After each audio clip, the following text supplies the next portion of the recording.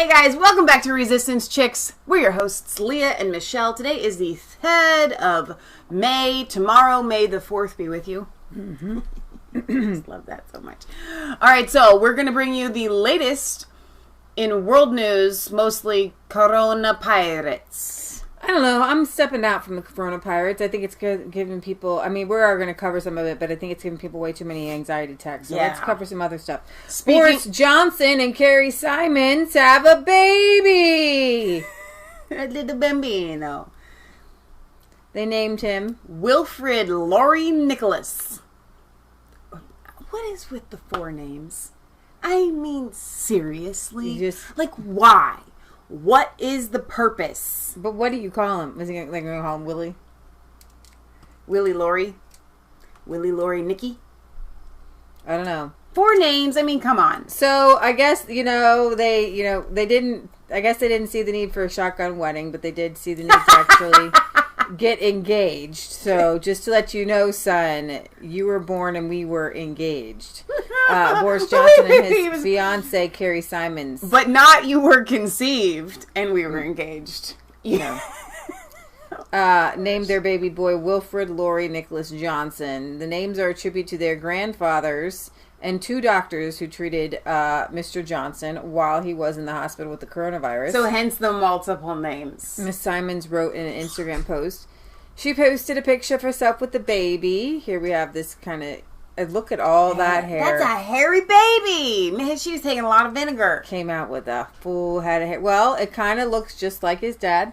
You know what I said when Leah pulled up this picture? I think that Boris looks a little bit like Ellen DeGeneres. Yeah, but look at the hair. It's exactly the same. It is. It's probably going to be blonde like Boris. It's just all perfect style, just like his dad already. Oh my gosh. Oh, styled. That's what we're calling his hair now. Yeah. And she thanked the staff at the University College London Hospital, adding, "I couldn't be happier. My heart is full."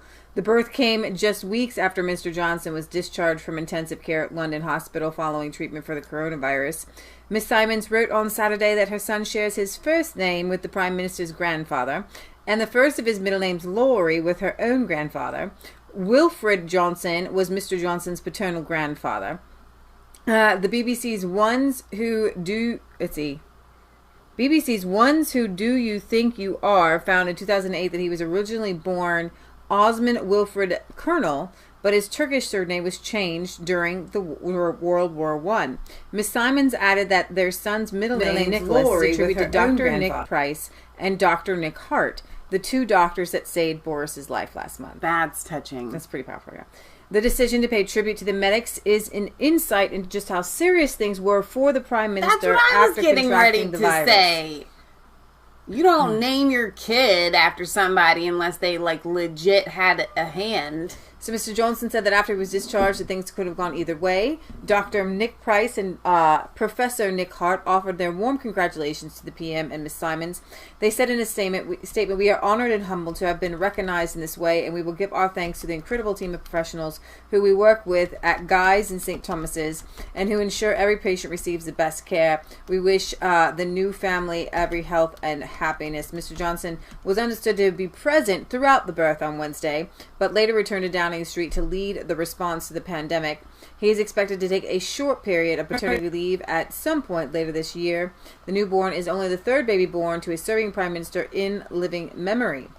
And so, on that note, speaking of things going either way, so congratulations. Was understood to be present. Congratulations to Boris. I want to hang on. Wait.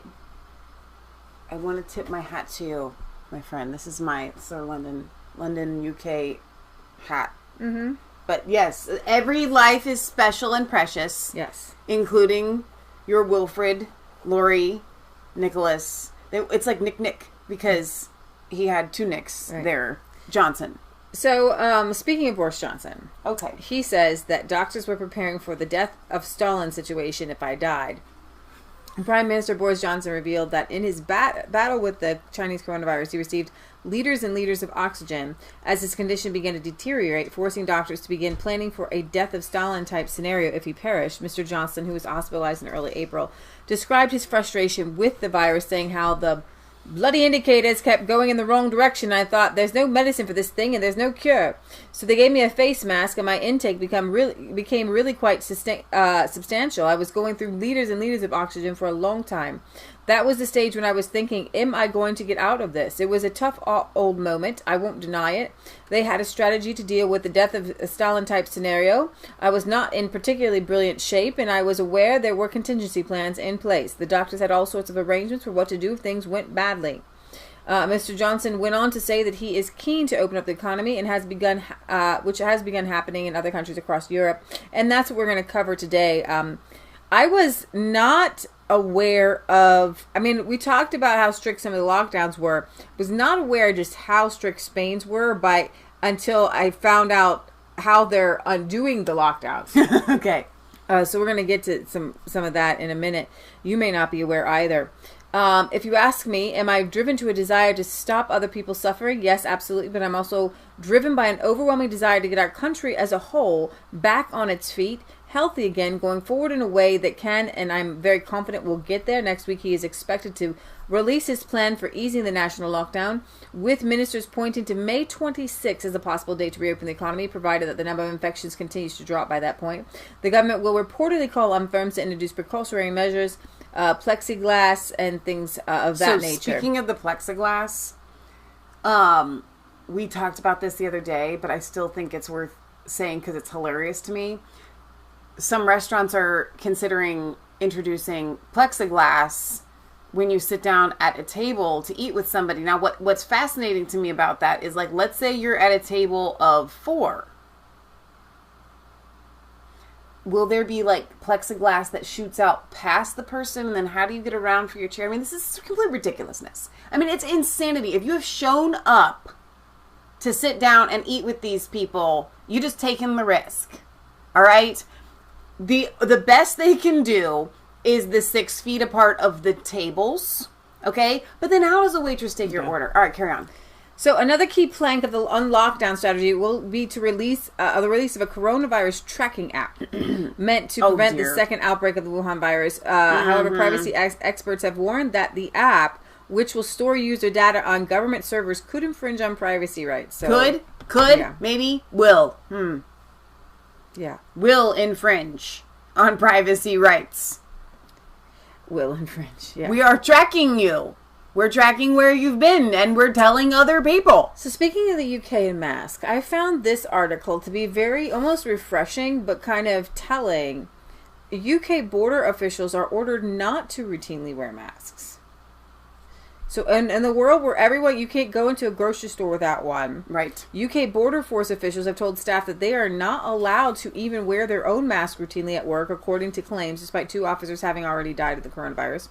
Border force staff have claimed that if they are carrying out passport and custom checks, dealing with a high number of members of the public, they are not allowed to wear PPE, personal protection equipment.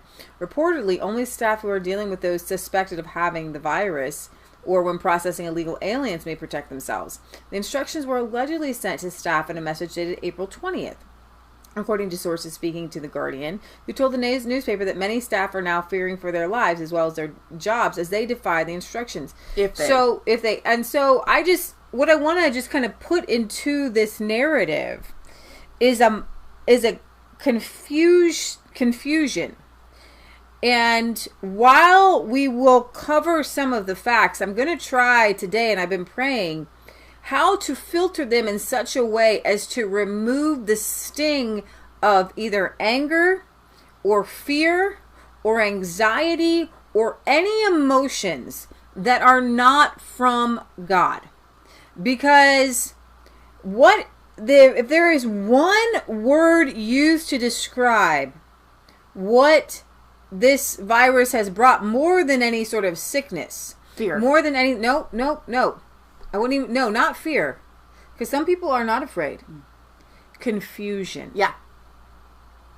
Mass confusion. Right. And I feel like we have replaced all of the confusion and all of the different sort of facts on either side of gender debates and climate debates and all the things of the left and the right and all the different forces of people arguing and fighting. They're not really arguing right now about climate change. You don't see anybody talking about trans this and trans that or anything else. And there is a demonic spirit. The Bible says that where envy and strife is, there is confusion and every evil work. Strife is arguing. And you have a spirit of argumentative, of just hatred that is on the left and the right. I had a video that I shared on my Twitter of mega people who are supposed to be Blue Lives Matter going up on the state capitol, getting into police's faces, arguing with the police, confronting the police, just like the Black Lives Matter people. And it's a demonic spirit that does this. And so I know that it's not led by God. So I know that the anger and the fervor that you feel over the lockdowns is not of God as well.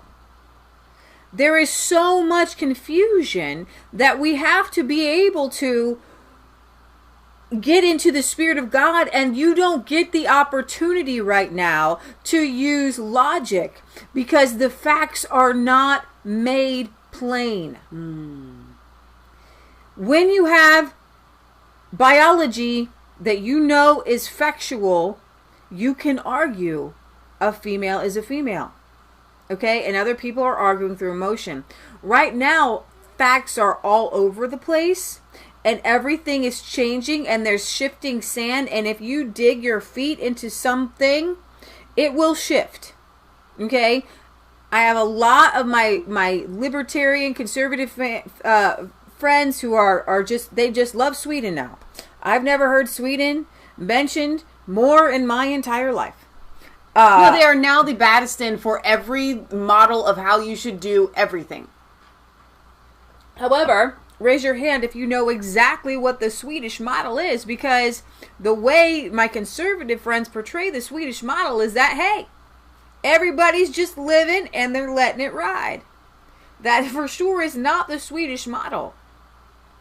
They have restricted gatherings under 50.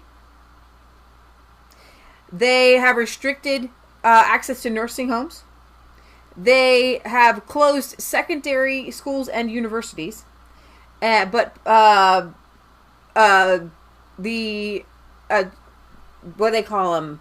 Elementary schools, I believe they call them. I don't know if they call them elementary schools. Elementary schools are open. However, those were meant to be open as more of a daycare center for workers who had to work. Mm-hmm. They're not encouraging every child to just go to school. Right. If you can, And so there's a lot. And then I have a video where Sweden doesn't want people, there's a town in Sweden, Lund or whatever, that doesn't want people in the parks, so they're spraying chicken manure so that it stinks so bad that you don't go and congregate in the park.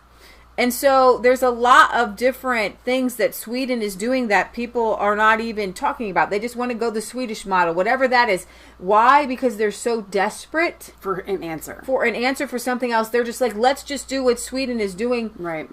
Yes, restaurants are still open, but what Sweden had, and actually the Swedes as a homogenous country, they told people social distance, wear masks as you can, and they expected people to follow some of these rules themselves, and they are. They're not going crazy. They're not one on top of each other in parks and things like that. There are the Swedish, and I don't believe honestly that most Americans can be Swedish. They're not. It's a mindset that you just follow the rules and you're polite, and we don't have polite society here.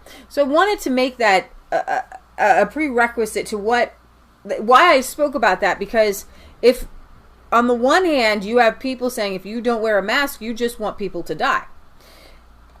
And then, to confuse your mind, you have the UK border force saying, I don't want you to wear a mask. And what that does to your brain is you try to compute it. And you try to make sense of it.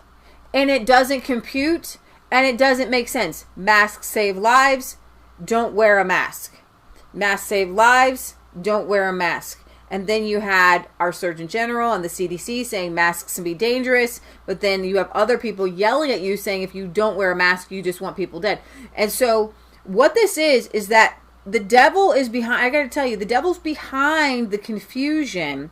But Michelle's word that she had on our program on Friday. If you guys need to get in the Holy Spirit to get what I'm talking about, so you can get into heaven, so you can have peace financially, so you can have peace physically, so you can have peace mentally, so you can have peace emotionally. Please, please, please go back and watch our show, especially the end, where there's the powerful move of the Holy Spirit.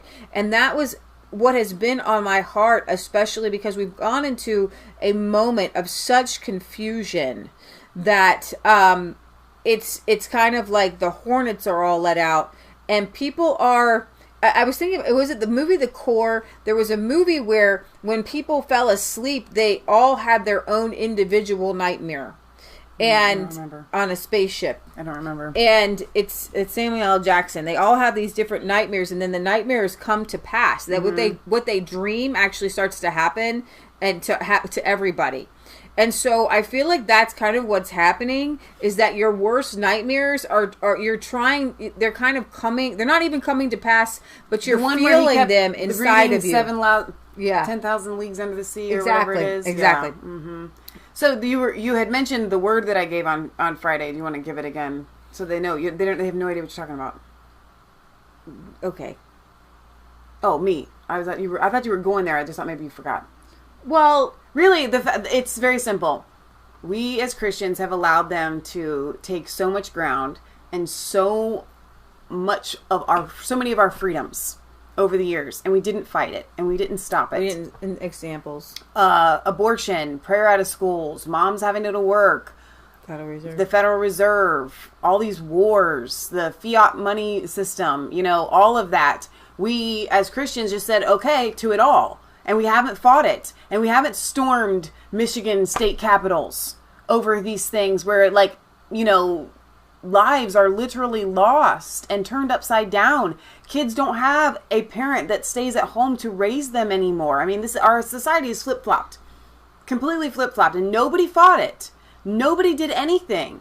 And so the word that the Lord gave me live while we were on the show is, he said, I am allowing this to happen because I need my people to get a running start. You got to take 10 steps back and start fighting this. You can go back and we can start retaking the things that we allowed, the freedoms that we allowed to be stolen. So not only are we going to gain back the freedoms that have been temporarily lost, it's only been 2 months, guys. It's only been 2 months. I mean, come on. We've been living like this since 1913. It's been getting progressively worse. All right? So now we can go back and we can take all of those steps and those freedoms that we have lost, because we're going to start right now and we're just going to take them back. But that's why God, I think, is allowing this to happen. So back to the confusion. The newspaper said the Home Office, which oversees the UK border force, did not deny the claims. In an article published on Thursday, the Immigration Services Union wrote to its members on April 25th saying, "We know many of you feel strongly that you should be able to wear face masks routinely at work in order to protect yourselves and others from COVID-19 infections. We are therefore very worried that border force are preventing you from wearing your own face masks at work and in places threatening you with disciplinary action if you try to wear a mask. To say the least, this seems to us an aggressive and unreasonable attitude to take towards staff and genuine welfare conditions." The allegations came after a UK border force officer working at Heathrow Airport spoke to the media saying that he and his colleagues were unable to do their job protecting the border because there are no tests for arrivals. Wow. And this was despite planes still coming in from virus hotspots, China, Iran, and Italy. The source, whose identity was not revealed as he feared to lose his job, added that he and his colleagues raised concerns about flights from China as early as December 2019, but that their reports were just brushed off by the government. 2 UK Border Force staff who worked at London Airport have died of the Chinese virus. The British Medical Association has called on ministers to make wearing masks compulsory when out in public, with scientists advising the government scientific advisory group that even homemade mask coverings can help slow the virus spread. The government has faced criticism for its slow response to calls to recommend masks for all, which may speed up lifting up the lockdowns. On Friday, Prime Minister Boris Johnson's spokesman admitted there is evidence that face coverings have a weak but positive effect. The spokesman said ministers are still considering how we move forward with face coverings in terms of the precise advice. The advice we have received based on the science shows a weak but positive effect in reducing transmission. I think that personally, we went to a greenhouse this weekend, and we got flowers, and maybe one or two people, maybe I saw a handful of people wearing masks. The workers there were not wearing masks. And I told Patriot Galleries that I would not want to wear a mask in here because there's so much natural, healthy life coming forth from all these plants that I know that if I'm breathing those in. You guys remember those beak masks from the Spanish flu that made you look like a crow? People put herbs in there, right, like antibacterial herbs, because people knew and were actually smarter back then when it comes to viruses and things in a lot of ways than we are right now today. The big pharma can't make money on herbs in a mask. Right. And that's why they don't want you to do and it. People they want don't you to grow get sick so they can fresh make money. Herbs in their own yard. Right now I've got lemon balm coming up. We've got parsley coming up. And you don't recognize that a lot of these herbs that we cook with are actually antibacterial, antiviral, and it's important to cook with them, right, because they build up your immune system. So here on Facebook, Harold says, this is a spiritual battle also, along with a political. Democrats are Satanist. Derek, thank you. He says, God bless you ladies are the real resistance, unlike the fake libturd resist persist movement. But yeah, I think that it's really important for us to focus on the fact that God has natural healing and there's hope there in life. And so I think that's what you're trying to focus on. Like, guys, you can get some herbal remedy books. All right. I'm not trying to say they're going to cure your cancer. Okay. But herbs do help. Essential oils do help. There are good properties to these things, but because Big Pharma can't make money off of them, they're not going to tell you. So I'm with you. I wouldn't have wanted to wear a mask in the greenhouse either, because I want to breathe in all that fresh air from the plants and the oxygen, you know? I mean, seriously. So, UK citizens have been doing their duty. Informant Nation. Lockdown stitches report their neighbors to police 200,000 times. What? British people have taken to their new roles as government informants, and with surprising enthusiasm. Inundated police forces with reports of neighbors allegedly breaking the terms of the self-imposed coronavirus lockdown. British newspaper of record, The Times, reports perceived crimes such as public loitering and having house parties have been reported to police in recent weeks. Adopting the ruthlessly pro-conformity mean more frequently associated in the past with denizens of autocrats and oppressive regimes. Over 200,000, not 2,000, not 20,000, but 200,000 alleged infractions. I can see all the Karens there and all the spies there. I'm going to call. It's my duty. I don't know why they're called Karens. I think they should be called Mrs. Kravitzes. Okay. Of the government's national house arrests have been reported to police. Police forces have actively solicited these reports in many cases, with several creating online portals where members of the public can easily file reports on their fellow citizens. One police force that took this step to provide an official form for informants said of the push, "We want to make it as easy as possible for members of the public to tell us. I can assure the public that all reports will be considered by our staff coordinating the operational policing response to COVID-19. And so, the same, what I'm talking about with the COVID-19, what it has done is it has taken all the negative positions of people and put it all on COVID, which is why you feel so angry at it. Okay? Because before it was informants on hate. What happened to that? What happened to the online hate thing. Right. Number. If you They expect just a hate switched- crime, they just switched call jobs. us. It's like when our dad stopped drinking and he just started eating peanut M&Ms. Yeah. They've just switched what they're doing, but they're still addicted. Those caught breaking the government-imposed lockdown can be fined £60 by a police officer, but this amount falls to £30 if the fine is paid promptly. The fine doubles for every repeat of the offense to a maximum of £960. While it's not clear, and you know who is breaking this all the time is Gordon Ramsay. I didn't want to bring it up because it has a big F word on it, yeah. and people are like, "Why are you're just flaunting all these rules, telling everybody else to stay at home?"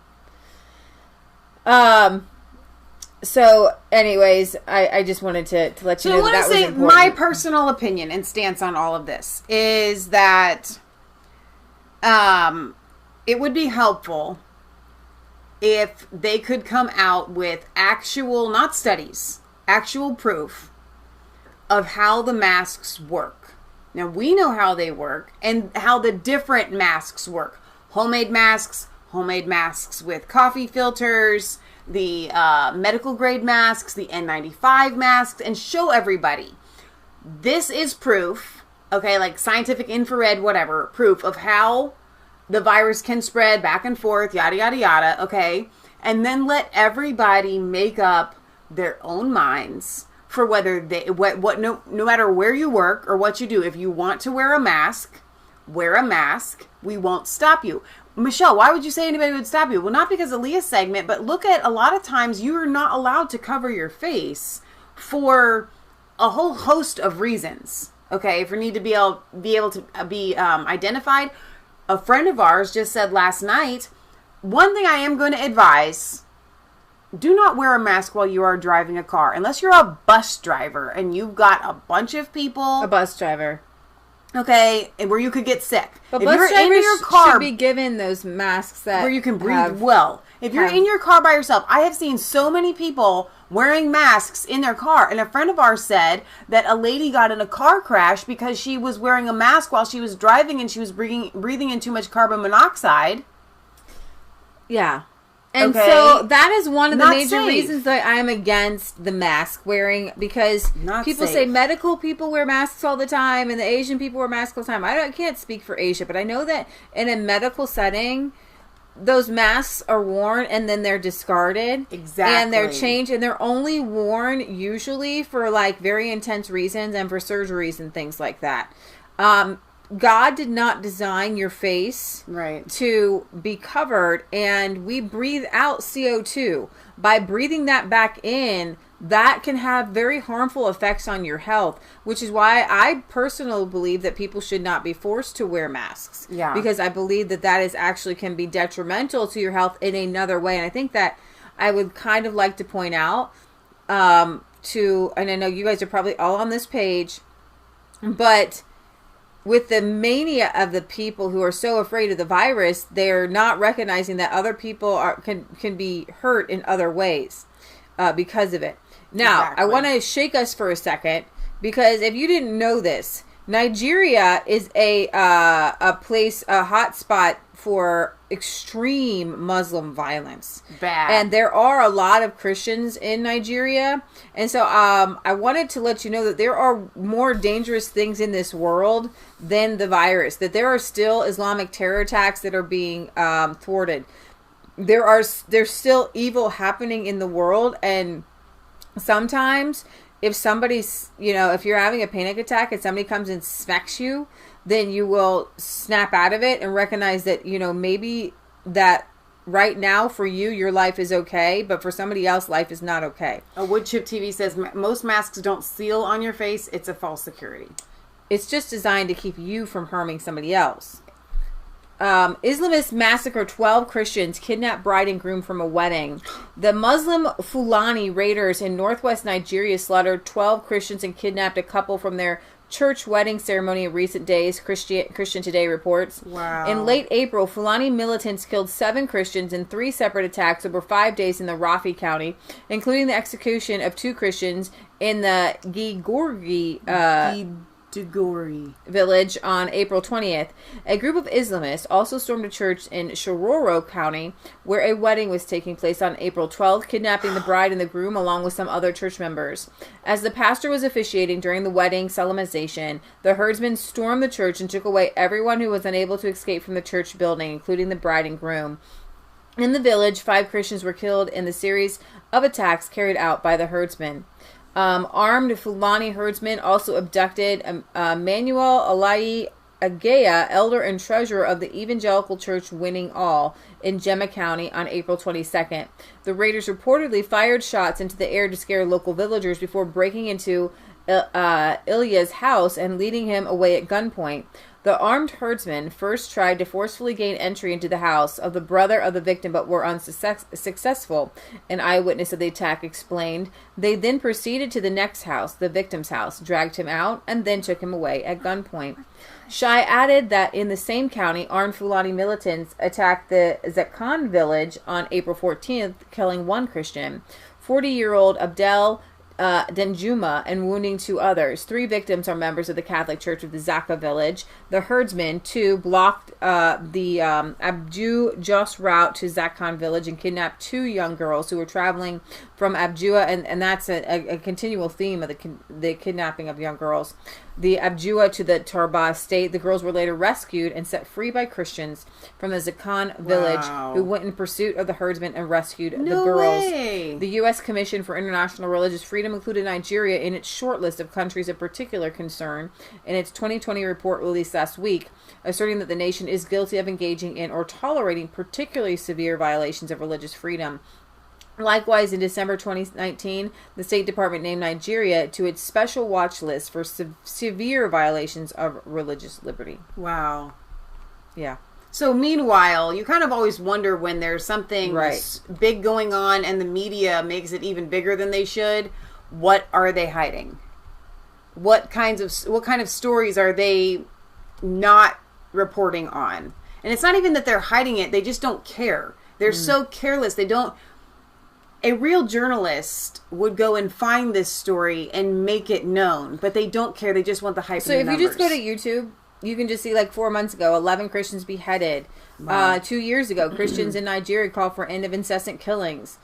Trump on terrorism and persecuted Christians in Nigeria 2 years ago. Dozens killed 6 years ago. And it's a very horrible place to be a Christian. And I just wanted to kind of let you guys know that there are worse things in the world. Well, and it's not even just worse things in the world. There are worse things that can be happening to you as a Christian. Again, you made that post last night of all the different things that would have happened to somebody that was born in 1900. By the time you were 14, you would have had the World War I come, and then by the time and then it goes through all of the bad things that happened, up through the 60s, really. And I had Leah, because I was stretching, and I had her share it. This is awesome. Let me finish my thought. Go ahead. I had her share it, and I said, tell the people this.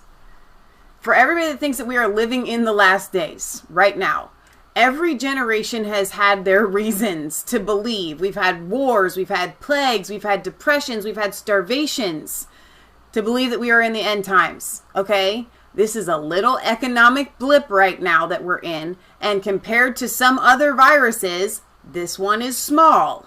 All right?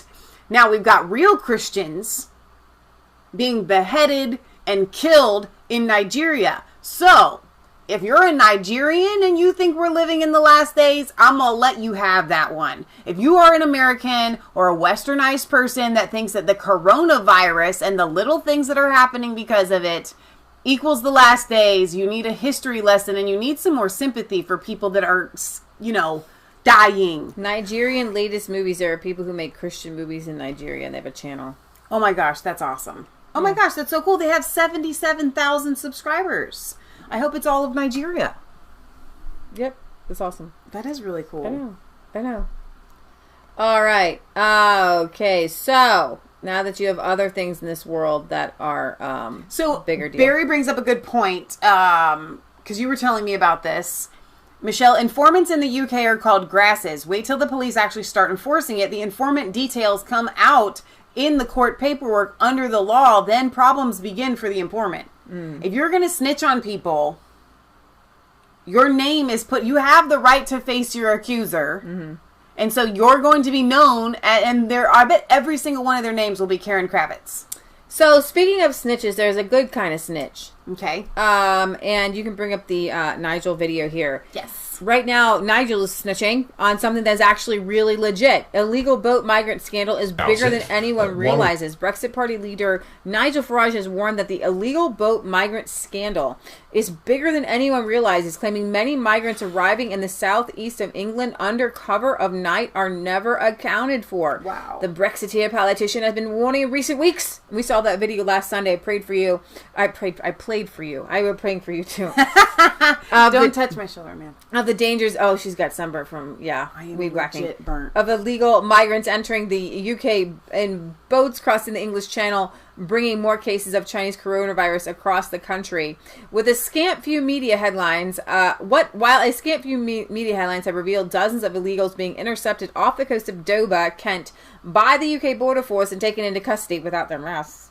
I don't know. Mr. Farage warned that there is a scandal happening in another part of the southeast of England where organized smuggling may be ushering in even more migrants who may never be reported to authorities. Speaking from Pet Level in East Sussex, Mr. Farage described it as the favored beach for migrants to come. And so here's the video. And then Is that the one that I have up? No, this is his response to their response to him filming the video and exposing it. Which one are we playing first? Yours. Okay. We played this last week. Oh, we did. That's right. Okay. Yeah. All right. Now, do you want me to start it over? Start it from the beginning. Yes, please.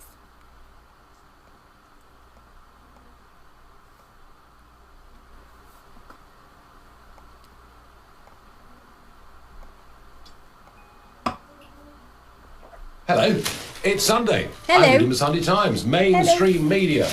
I turn to the centre page. Oh, that's interesting. Sarah Baxter. The old Farage immigrant song sounds way off key. So, I wonder, with that story, and with a story next to that, an editorial that says hitting the testing target was a coup for Matt Hancock, but only the beginning. I wonder, who is out of touch here? Is it me, or is it the mainstream media? So what this is all about is the fact, I went down last week, having commented on LBC, written a piece on the Daily Telegraph. I got a lot of people living in East Sussex getting in touch with me, saying, look, this has been going on for a very, very long time. Yeah, sure, you see people being towed into Dover and taken into reception centres, but the story here in East Sussex is different. What's happening here is people are arriving, they're not being taken in by the border force, the police or anybody else, and they are disappearing into the community. So I made a little video about it, one on the beach at a place called Pet Level, another in Hastings, where I talked to fishermen, one of whom said that he'd seen a boat with 29 people land in a break in the cliffs and them all disappeared. Surely not no socialist. to disbelieve young Freddie, the fisherman from Hastings, With masks. at all.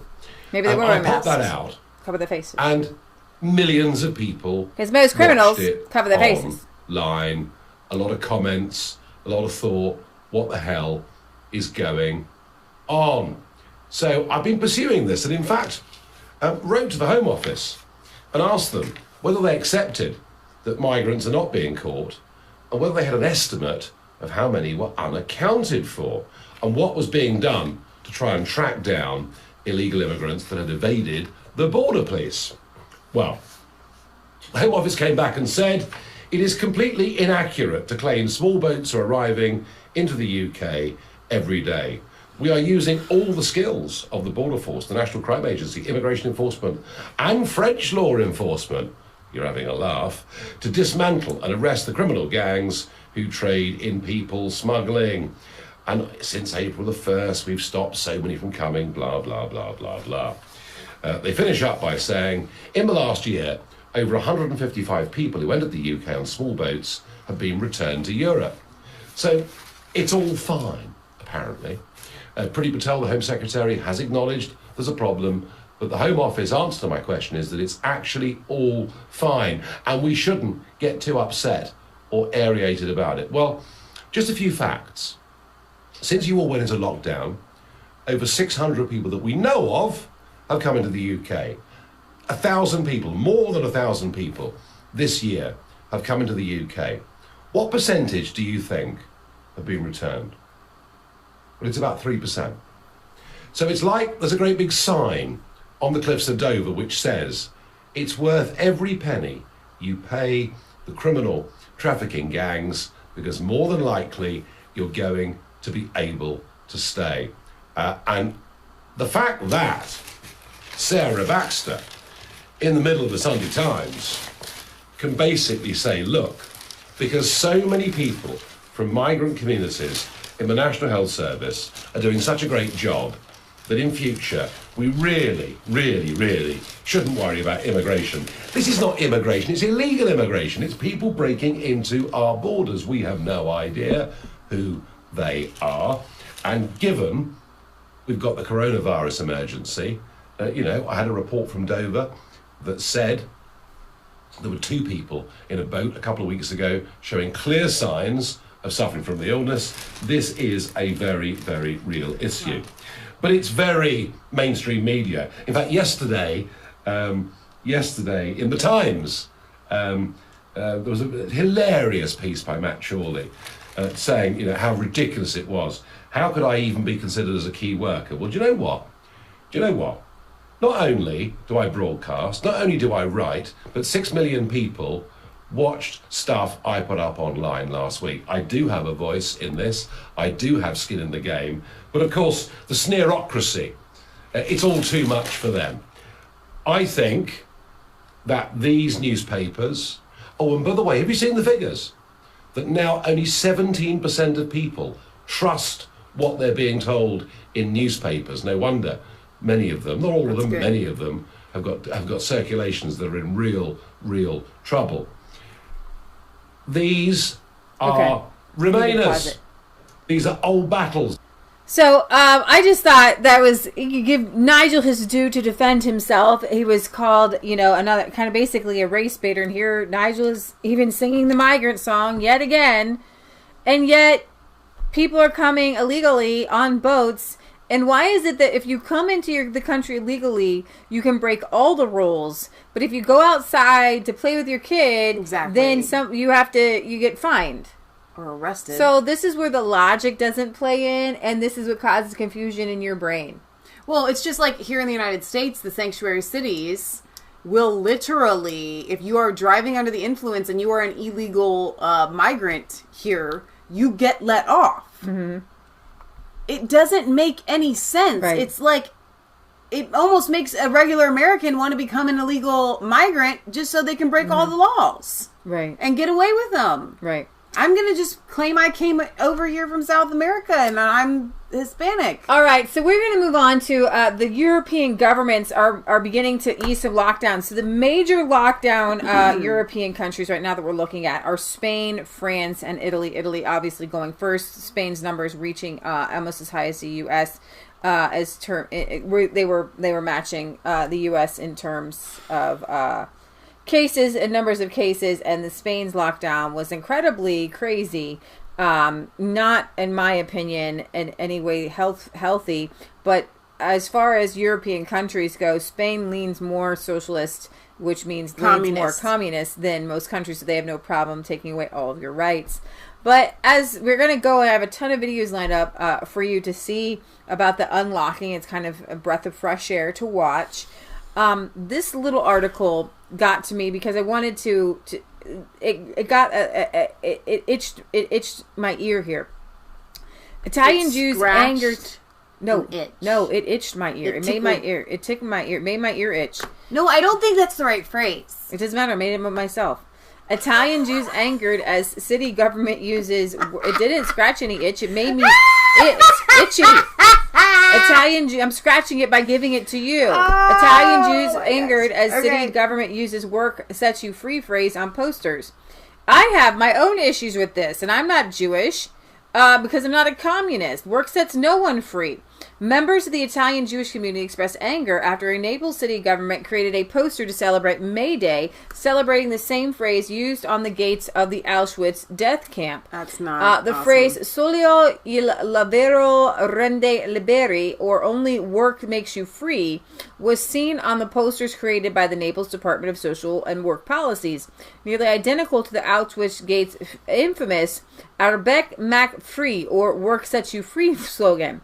The Naples Jewish community reacted immediately to the poster, saying, "We consider the episode a dangerous example of how direct knowledge of what has happened has less and less consideration in certain administrations, evidently more accustomed to the trivialization of historical events than to the correct perception of their correct meaning." And then you had the Counselor for Social Policies, Monica Buono, quickly change it to "only work creates dignity." Didn't really change much there, and "only" being a word there as what? And claimed that the stress of the coronavirus outbreak had led to the mishap. And the Jewish community is rightfully angered. I would be. However, I'm angry because work sets no one free, and there's a reason why. No offense meant to the Jews, but this "work makes you free" slogan is a totalitarian, fascist, communist slogan that doesn't have that doesn't have exclusivity to Jewish internment camps. Just because it's at this sign. The same is said. "Workers of the World Unite" is a communist slogan. It's all the communist slogan. It's a satanic slogan where you become an automaton, where you become a robot, where you become a worker. Henry Ford said, "I don't want a nation of thinkers." Rockefeller, excuse me. Well, they were all connected. "I want a nation of workers." But Henry Ford created the first assembly line. He didn't want you. See, thinking men and women do not fit well into assembly lines. Every communistic society tells the younger generation to snitch on their parents who are educated, and they kill them. Education. They kill them. So, what I will say... I don't know where your finial went. Is that what it's mine? called? You can wear mine. My little pointy thing, is that what it's called? I think so. I call it like a turret or something from the top of the church. So what I will say... Oh, it's so much better with the thing in the front. To the world.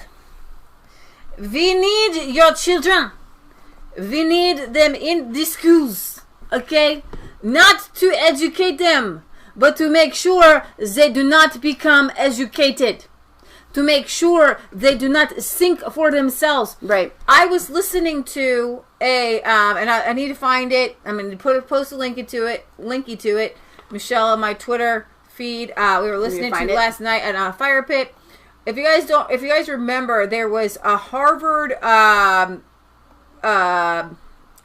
think it's a professor who wrote in the Harvard Alumni magazine that homeschool should be banned for a long list of reasons. Now, are you wanting me to play this video? No, I'm wanting you to put the link so people can watch it. Okay. And so, as a result, thankfully, a lot of other Harvard-affiliated people, alumni, got together a little online forum and conference to explain the benefits of homeschooling and actually the faults of public schooling. And one of them is the Harvard professor said, we want to be more like Germany, which bans homeschooling. Mm-hmm. Okay? Well, guess what, guys? Is this the Laura Ingraham thing? No. How far ago did you tweet it? Oh, it's April 30th. Yesterday. Yesterday. I'm not seeing it. Yeah, just yesterday. I'll try to remember after the show processes because I'm not finding it here on your Twitter. We played it and yeah. Okay.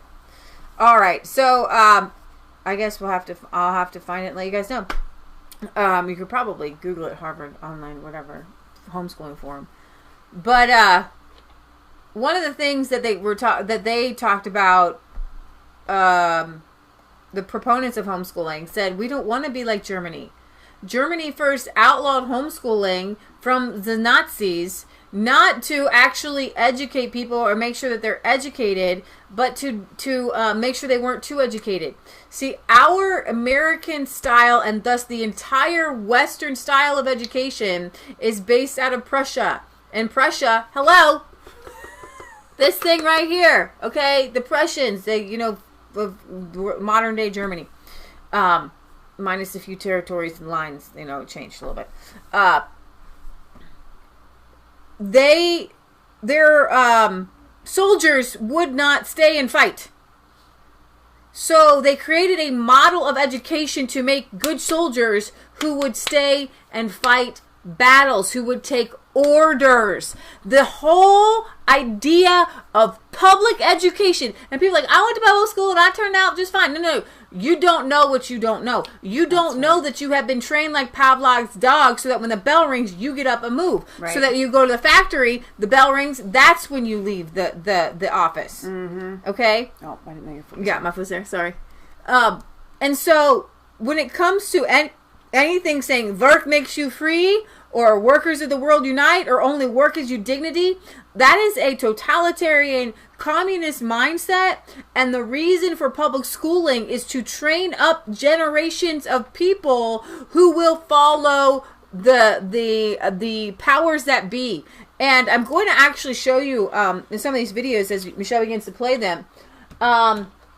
As people begin to come out, one guy says, we have to trust the health experts because they know better than us. Right. And I would tell you, no, people don't all know better than you. Now, the brain surgeon, yes, I'm going to allow a brain surgeon to operate on somebody's brain because they know better than me. Okay? But there are no betters. There's knowing more than you. There's not knowing better than you. Okay? What happens is if you can be given the same amount of information as the next person, you have the ability to make your own decision with that information. Mm-hmm. The reason why we are coming into so many issues is because they are withholding information from us in order that they can say, we know better than you. Mm-hmm. But if they were to disclose the information that has no reason to be hidden, it's all coming out slowly. What we do is we dig it out for you. Mm-hmm.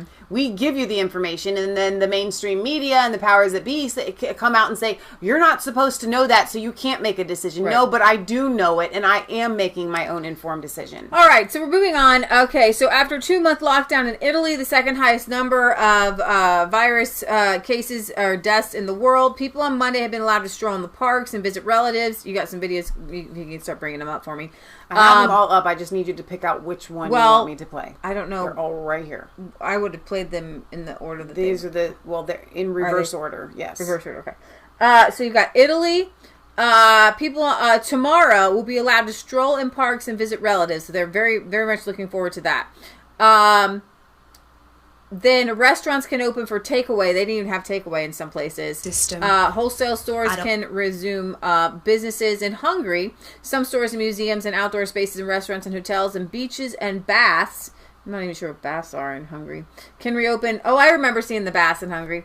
Can reopen from Monday, but restrictions will remain in the capital of Budapest, which has recorded about 70% of the country's cases. Germany will also continue easing of its at the start of the week, and schools in some areas are expected to reopen, while Slovenia and Poland will allow some businesses and public spaces to operate again. France says it will partially lift its lockdown on May 11th, but with health experts warning the D's could hit hard, blah, blah, blah. We must maintain social distancing, the Italian emergency response official said. People are wearing masks, no more kissing. In Italy, it's a thing. Though, right. And not just Italy, but in Europe. But Italy, they used to greet each other with a kiss. But Paul Joseph Watson shared an article, and I'm trying to remember where it is. Oh, but in one of these European countries, it's illegal to kiss anyone who you don't live with. And I thought to myself, this is fantastic. This is fantastic. You got it. It's so funny.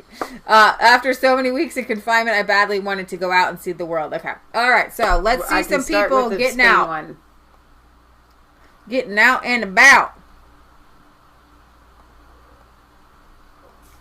Here in Europe, the country with the most coronavirus cases, Spain, has now surpassed 25,000 deaths. But the number of new infections is on the decline, and the country's begun easing some of its strict lockdown measures. For 7 weeks, only one person per household was allowed to leave their homes to go pause grocery that one real shopping quick. or walk the dog. But starting today... Play the next one after that one first, actually. Let me see. Nope, not that one. I just opened them up in the order you played them. Let me find it. They're from here over. 1, 2, 3, 4, 5. And so on. Okay. So this one was from a week ago, where children 14 and under could go outside with a parent, but 15 and over were still not allowed outside. To me, that was what I was talking about. Some of the more shocking things, but you could go out with a parent. So like the adult gets to go out, but like wouldn't you just like, and these are the things that don't make sense that cause people to go crazy, right?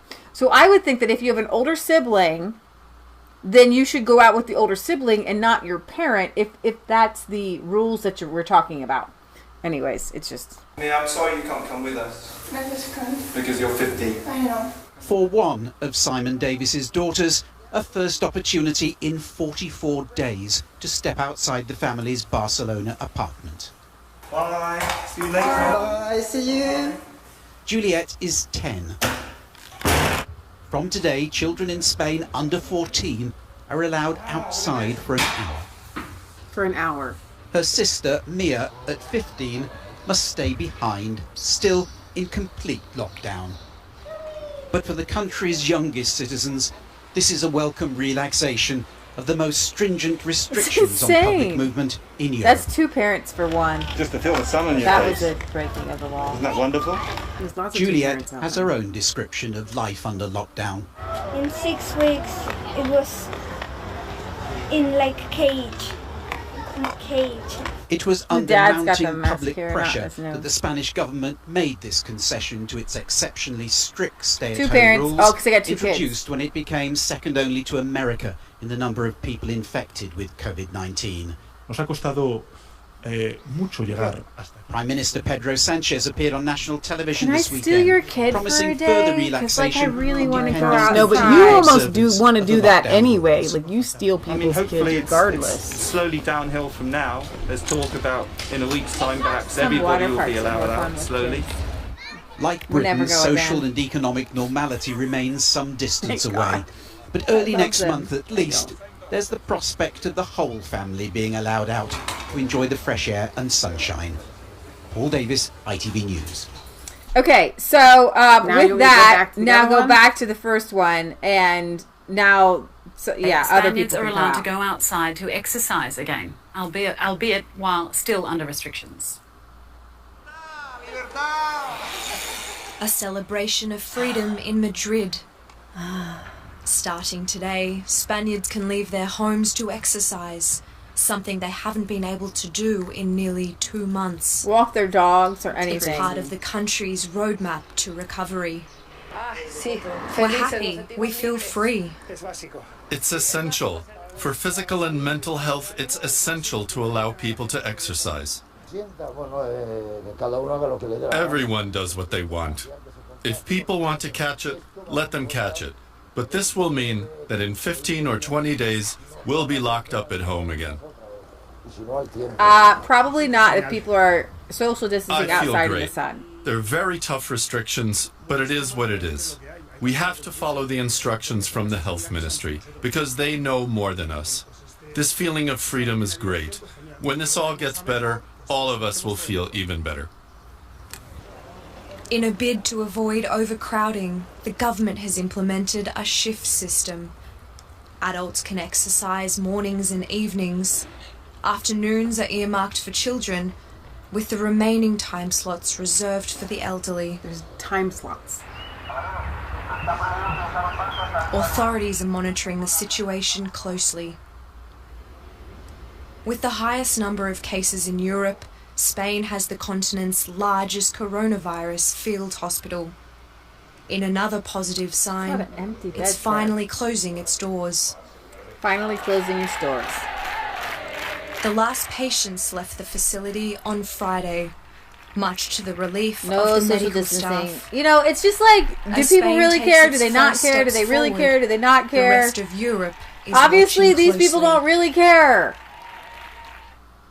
But they were Joining me wearing now from masks under their Sevilla in nose. southern Spain is correspondent Jan-Philip Scholz. Jan-Philip, Spain has had really strict lockdown rules the past few weeks. What's the feeling there now that they're being eased? It's a very good feeling. Personally, I've been in a privileged situation.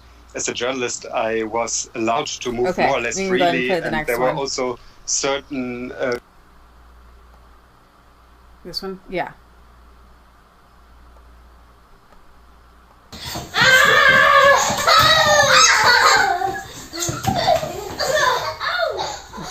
I can't wait for the kids to get outside and be able to run and see the trees. But they haven't been out for a lot of days and I really want to go out. Okay, so when we go outside, it's all changed a little bit. Imagine all the time that you're holding a broom and, Charlie, you can't go past it. Can you see? That's the closest you can go to anybody. You're not allowed to touch them or go near them, okay? Okay. Do you understand? Yeah. So you can't go anywhere near them. It's going to be strange, but I am looking forward to being outside for longer than 10 minutes. Are you excited? Yeah. Yes. Ooh, let's go then, shall we? 6 weeks just seems a ridiculously long time. It's the length of the summer holidays. It's time to go out.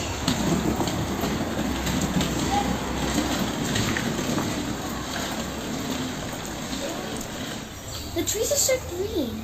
I like it. It's peaceful and it's calm.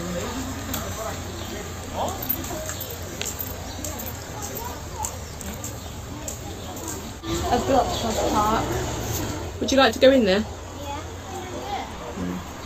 Not today. That's really depressing. I want to go on the park Police now. just stopped us and made my husband go home because only one parent is allowed out with their children. I think They our should have kids have been really, really separated. good, and I think they coped brilliantly.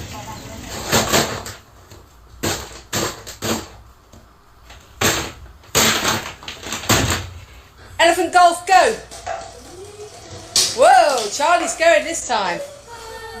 Oh my gosh. Come on in, you come. I loved it. It's nice to go out. Oh my gosh. Pretty crazy there with the police stopping the Oh, that's two ridiculous. parents.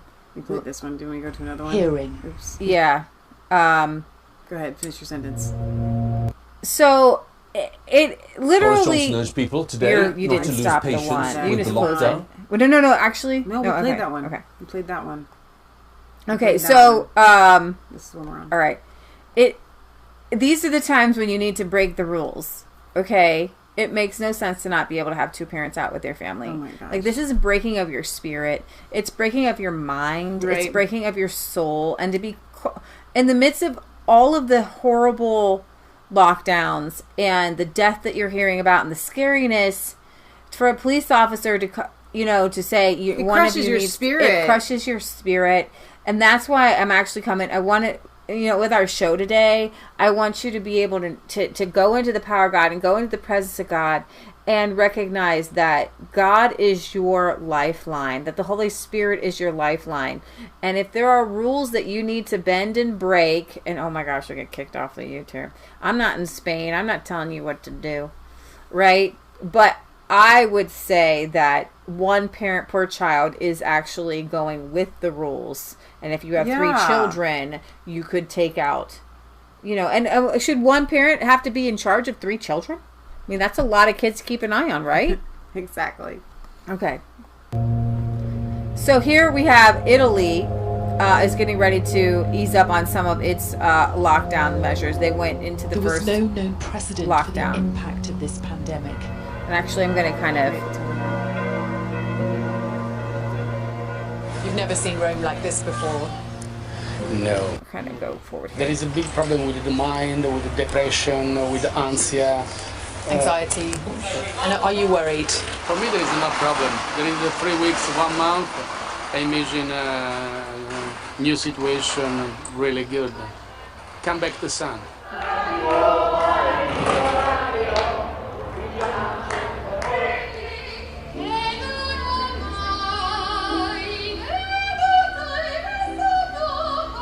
A lot of singers in Italy. Italians regularly took to their windows and balconies to sing and play music as they came together to say andrà tutto bene, everything will be all right.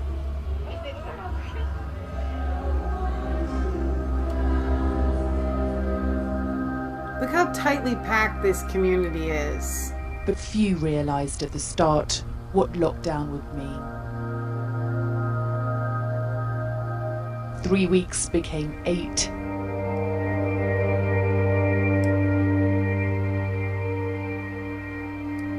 It's so densely populated. Extended. You can't imagine it. The epicenter of the crisis was the northern region of Lombardy, but containing the virus was a national effort. A strict countrywide lockdown, the entire economy at a standstill. Ciao! Ciao. The financial hardship began before lockdown as Italy emptied of visitors. Even essential workers, considered lucky, were barely coping. Impensabile. È impensabile.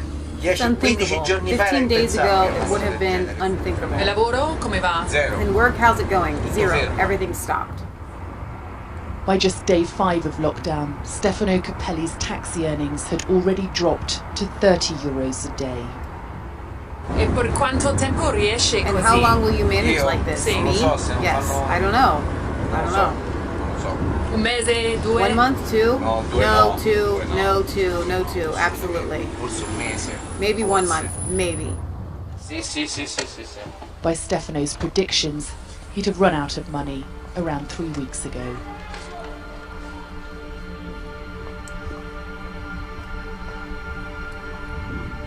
The crisis began to take its toll on all Italians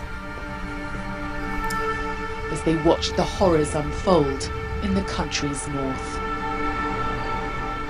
Live from Rome on the day Italy became the epicenter of the COVID-19 outbreak. Italy became a country of unwelcome firsts.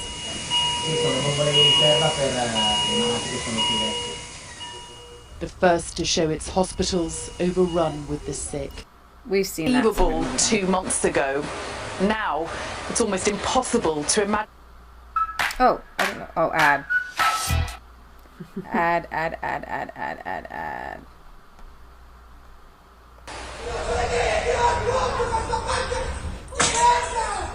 There's pressure to lift measures sooner in the country's south, where infection is lower, but poverty far higher.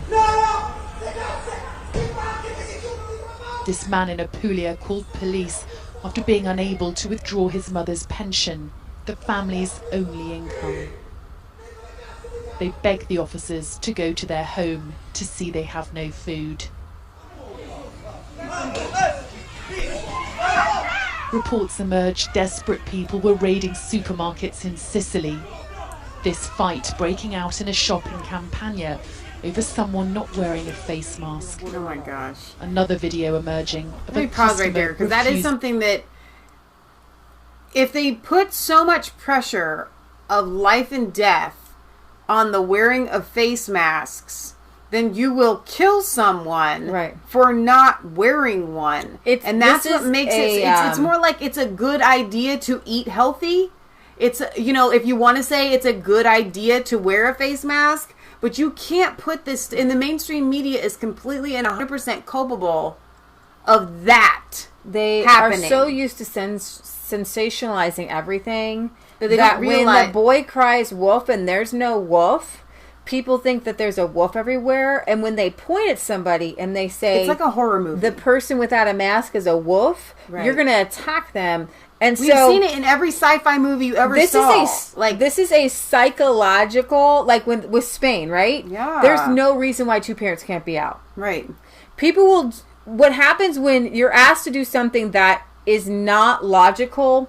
It breaks your brain. You have got to go and get into the power and the presence of God and say, God, right. I need to be sane right now. Right. I need your power. I need your anointing. I need your love. I need your peace. I need your joy. And I say to those mountains and those people who are putting restrictions on me that are not good and not of the Lord. But here's the thing. What you don't recognize is you have had restrictions put on you, and now you see the restrictions, you feel the restrictions. But by going to public school, those are restrictions. By having the Federal Reserve fiat dollars, those are restrictions. By being forced to have a country that sends permits, people to regulations, licenses, all of it. Exactly. All of it. And so this is a psychological warfare, and those who are healthy won't fight either side. You'll get into the power of God and you say, God, I'm freer today than I was ever before. Okay? And you say to those mountains and to those government policies who have taken one step too far, and they have had us bound up for years. And it was a little feather that just dropped. And it pushed people that one step. And now the rest of us red pill people are saying, see, do you not know that this is how bad things have been? But even worse, your entire life, but you didn't feel it and you didn't know it. You don't recognize it. When you're in public school, you're in a prison. Just as much as you're actually more free when you're at home, ordered to stay at home, than you are ordered to leave your home and go be in the public school.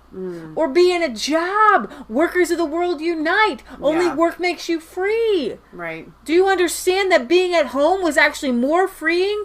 And when you my mom would always say, the way in is the way out. And the 20th century saw the industrialization put us all in to these concentration camps, put us all into the hamster wheel, put us all into work and school and 401k and then retirement, and then we die, and we're all kind of like in a prison every single day. And they give us these things called movies or exercise or parks or bicycle rides, and they give us these and wine and eating out, and they're like, you can operate in this little thing, and you're away from your family and you're away from your home. Right. You want me to finish the video? Yes.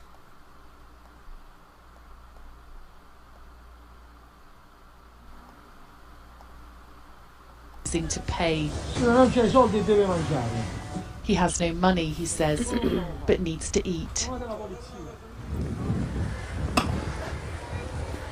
As lockdown slowly loosens from the 4th of May, Italy is debating making face masks mandatory outdoors at all times. Which is not stupid. Just on public transport and in shops. See, not logical. Checkpoints are expected to stay for some time yet. Se mi dà un documento. Sì, la cerco adesso. He needs a document from you. We've become used to this. Regular checks to verify why you're outside. But life's tough here, even for those enforcing the rules. Come? Speriamo passi presto. Sì, in bocca al lupo. Grazie mille.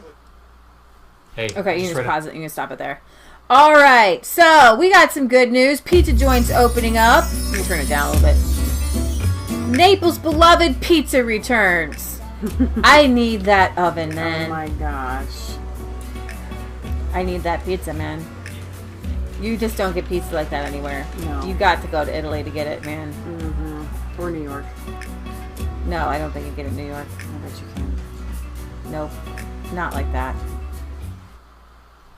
All right, so we got good pizza coming out of the ovens. All right. So pause that real quick. Let me explain. And then kind of turn it down. So this is Italy's way out of the lockdown here. Go ahead.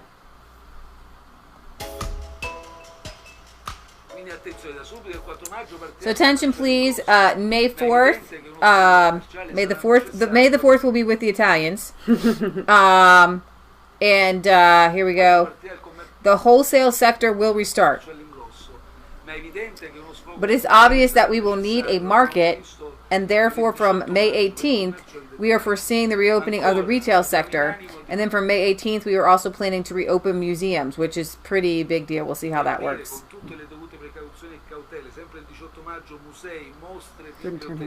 Expositions and libraries, and also team trainings, and in the sports sector. Italy is really big on sports, so they really want people to get back to playing sports. We also want to. We also anticipate that June 1st, on June the 1st, will be the date for wider reopening of bars and restaurants, coiffures, beauty centers, and barbershops, and massage centers. Basically, all personal care activities. If we don't respect the distance, if we don't respect precautions, the epidemic curve can rise again and spin out of control. We will have more of our people dying, he says. And at that stage, the damages to our economy would be irreversible. So, but what's very interesting to me is the way they decide to do these on lockdown. So you can't leave, and all of a sudden they're just going to boom. Like, why can't you just, like, they don't make it so like you can go wherever you want, wherever you need to, but the shops and things are closed. So obviously, I'm just trying to tell you that in this reopening, there's not a lot of making sense of things. I don't think that I don't know. Is this one I wanted to play? Maybe not. I just opened up in succession all the ones you had from today. Minister Giuseppe Conte had countries across Europe are slowly starting to open up. Well, for Italians who want to see their family after restrictions, the Prime Minister Giuseppe Conte had to clarify exactly who a relative is. Katie Dartford tells us more. As Italy registered its lowest day-to-day number of new cases of COVID-19 since the start of the national lockdown, Prime Minister Giuseppe Conte visited Lombardy, the country's hardest-hit region, for the first time since the start of the outbreak. After announcing that Italians could leave their homes to visit relatives from next Monday, he clarified just what a relative was, as Italy has no legal definition for the term. It doesn't mean you could go to everyone's house, visit friends, relatives. Well, relatives, yes, it's possible, sorry. But not to visit friends, to have parties. You will be able to visit people with whom you have a relationship or close relationships. Meanwhile, auto plants across Italy and Spain sprang back to life again after their governments allowed them to resume activity as long as safety measures were put in place. In Italy's biggest Fiat Chrysler plant, employees were given gloves and masks, and transparent plastic shields were installed to separate workers. In Spain, as the country reported over 300 new virus deaths last 24 hours, King Felipe VI of Spain and Queen Letizia visited the headquarters of the emergency medical services in the Madrid region. Spanish Prime Minister Pedro Sanchez will present a detailed plan today for a de-escalation of the country's lockdown. His French counterpart, Edouard Philippe, is also due to present a national exit strategy to Parliament today, which would then be debated and a vote taken on the recommendations. 17 priorities have been identified, including reopening schools, returning to work, and the supply of masks and sanitisers. Elsewhere, more EU countries have begun to open up. In Switzerland, businesses, including dentists, hair salons... I'm in Amsterdam, which is... Oh, is it? Okay. Yeah.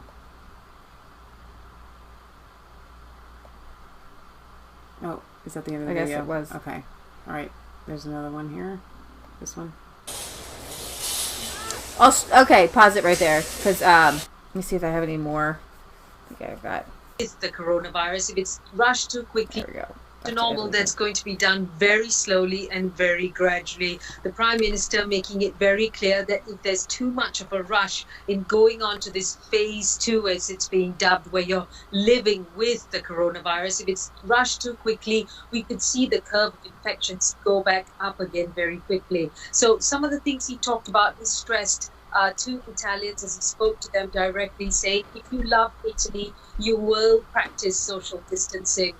He talked about how from the 4th to the 18th of May, we're still going to see those self-declaration forms, which means that people can move about, but yet again, only on specific essential work or health reasons. But on the 4th of May, we will see the start of manufacturing and construction work.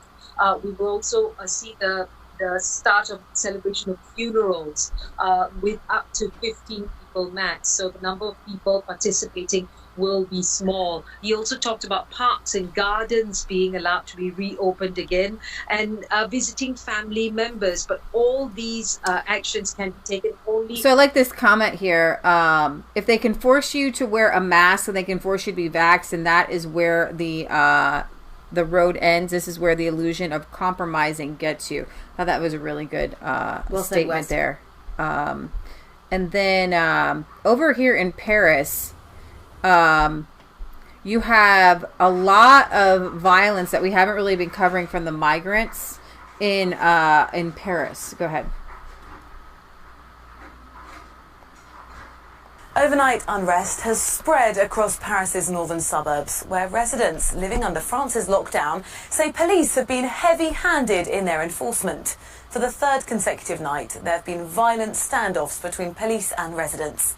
Demonstrators burned cars, shot fireworks at police, who responded with rubber-coated steel bullets and tear gas. The Paris police prefecture has now put a temporary ban on the sale of fireworks. In one district, a primary school was set alight.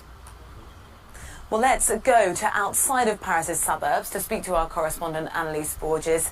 Annalise, morning to you. It's clearly a calm scene now, but that's 3 nights of sort of standoffs between residents and police. So can you just tell us a bit about what's been going on?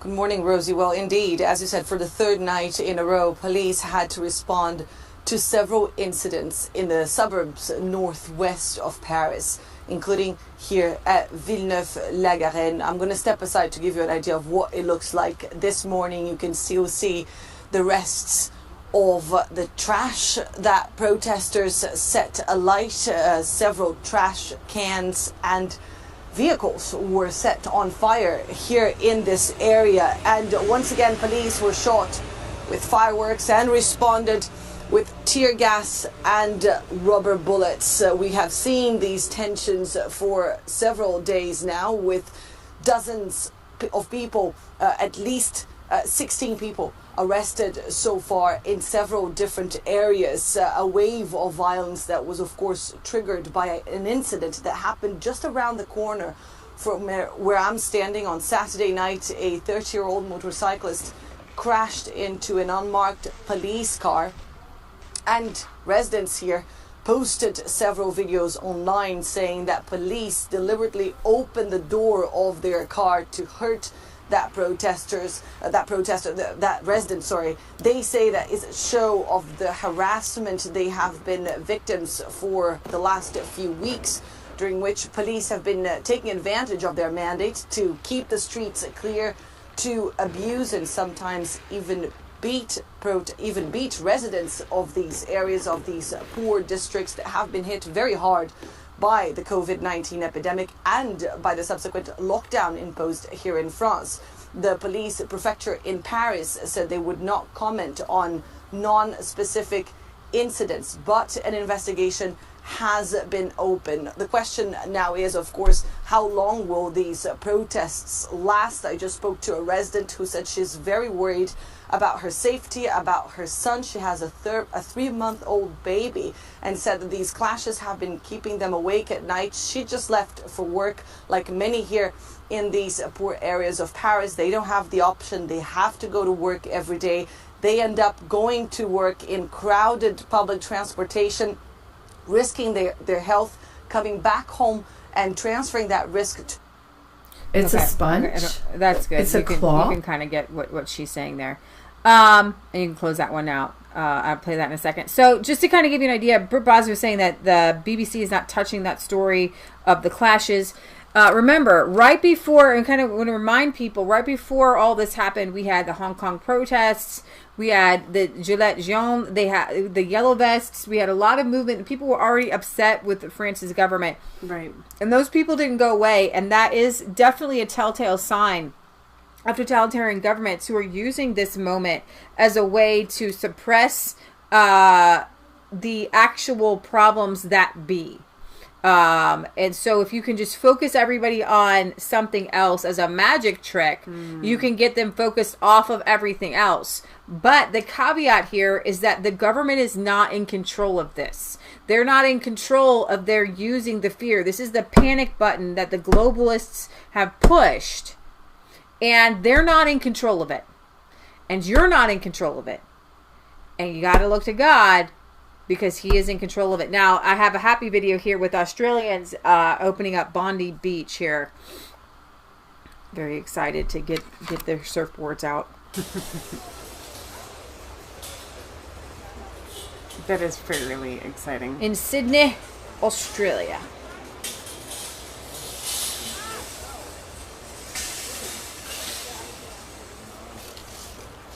But it kind of looks cold. Like, I know that these surfers will surf in, like, cold conditions, but I'm like, the idea of getting in the water when everybody else is, like, wearing pants and jackets and stuff, like, I don't know. Okay, there's some shorts wearers. It still doesn't look warm to me.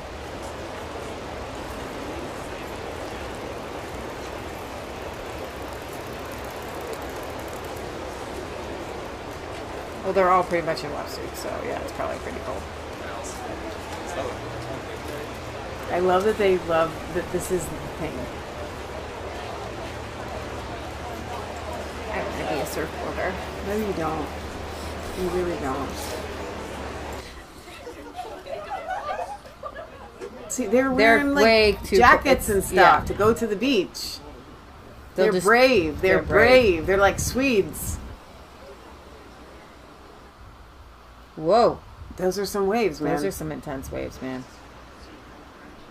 But yeah, some people are in long sleeves and pants. All right, so that's happy news for the Aussies there with their beaches opening. Let's see. All right, so I'm going to go over here to the other title that I had, thank you, of this article. Of our show tonight. So I know this is Mike Pompeo is with the U.S. This is our Euro doesn't matter. news. It's world news. This is the Wuhan deal. However, where this all originated, we have to. Sorry, my nose itches. Is really, really, really important to get to the bottom of. And we said this from the beginning, and Zero Hedge was taken off of Twitter for saying it. And somehow the truth will out itself. So I'm going to play this here. Sunday on ABC's This Week, Secretary of State Mike Pompeo said there was enormous evidence, and I quote, that this virus came from a lab. In Wuhan, China. Oh, here, hang on. And honestly, at this point, this is my own theory. Why would the mainstream media have Mike Pompeo on in any sort of capacity? They hate Trump. They hate everything. They just want, and I really don't want to feed into it. They just want to talk about the virus, because the more that they talk about it now, even if they switch the narrative, they're losing it so badly that they're like, okay, we're ready to throw China under the bus. We're ready to do that, even though we're in China's pocket, and things like that. We're ready to make that happen. And that is a very telling sign, and this is not connecting, so I don't know if there's the volume. I might need to plug it in. No. Where the cord went. The cord was here last night. Well, we weren't filming here last night. No, I took this to outside to listen to the homeschool convention. Okay. So we don't have our volume. Hold on. Technical. Hang on, let me make sure that you plug that in there. Okay, technical. No, the other side. I know, but I figured out that I could switch my mouse around. Okay. Okay. Let's see if it's just the. Sometimes let me see. I'm not getting anything. I'm not getting the right click here, so I don't know. You might have to bring it up. The Breitbart article. It's not right clicking to bring up. You would the, have to put You would have to go to your Bluetooth probably, but I can bring it up on Breitbart if you want me to. Do you have anything else you want to talk about before I go there? You can tell him what he said. Here we are. Connecting. There you are. Outbreak began in a laboratory in Wuhan, China. This comes amid new reports that U.S. intelligence now believes the Chinese government concealed the severity of COVID-19 from the international community in early January. For more, let's bring in the Secretary of State, Mike Pompeo. Good morning, Mr. Secretary. There are reports this morning, I want to talk about North Korea first, before we get to China, that shots were fired from North Korea. I was going to tell you guys that. There's supposedly it was over nothing, but North Korea and South Korea exchanged shots, but it was unintentional. I don't know how that happens. Somebody sugar happy. To a South Korean guard tower on the DMZ, and that the South fired back after a warning. What can you tell us about that? Well, Martha, thanks for having me on this morning. I've seen that reporting too. I've seen some of our internal information as well. We can confirm, at least the initial reports are, that you've described it just about right, a handful of shots that came across from the north. We think those were accidental. South Koreans did return fire. So far as we can tell, there was no loss of life on either side. Guns don't just kind of go off. So, like, you guys, there's no accidental gunfire in North Korea. Like, what, did they drop? I don't know. Hang on. Gun? So, it's at the demilitarized... Right there at the demilitarized zone. Okay.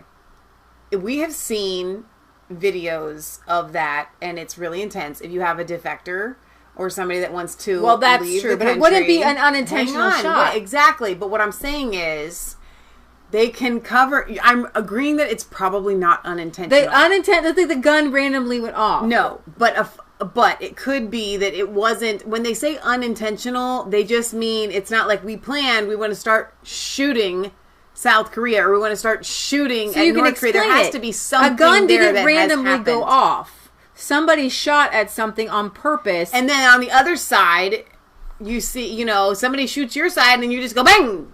That part, the retaliation could have definitely been unintentional, because if somebody shoots a gun at you and you have a gun in hand, you're going to fire back. But that's not unintentional either. If South Korea is shooting back at North Korea, they know what they're doing.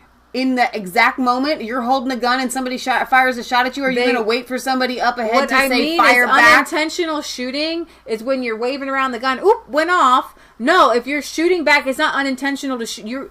That's what I'm trying to say. Happy. What you're saying is that guns can randomly go off unintentionally. That's not true. Okay? If somebody shot back from South Korea, it wasn't intentional to shoot back. It was intentional. Guns just don't go off. That's my narrative here. Okay? If you're holding one and someone shoots at you, you don't have the time to think whether you're going to fire it or not. But the gun didn't unintentionally go off. Right. It went off on purpose. Even if his purpose was... what I'm saying is that guns don't... See, that you play into the anti-gun people who are like, guns are so dangerous, they can just unintentionally go off. No, they cannot. And we saw images of Kim Jong-un for the first time in 3 weeks. The president tweeting he was glad to see him back and well. But before those images emerged, President Trump said that he had a very good idea about Kim's condition, but could not talk about it at the time. What do you think Kim had been doing during this period, even missing that major... He was seen at the opening of a fertilizer factory. They love their fertilizer, which is why they're so full of worms. Because they use their celebration for his late grandfather? Martha, there's not much that I can share with you about what we knew about Chairman Kim's activities during that time. We don't know why he chose to miss that moment. We know there have been other extended periods of time where Chairman Kim's been out of public view as well, so it's not unprecedented. So there's not much I can share with you other than we've seen the same images from yesterday that the world saw. It looks like Chairman Kim is alive and well. Regardless of any of that, our mission has remained the same.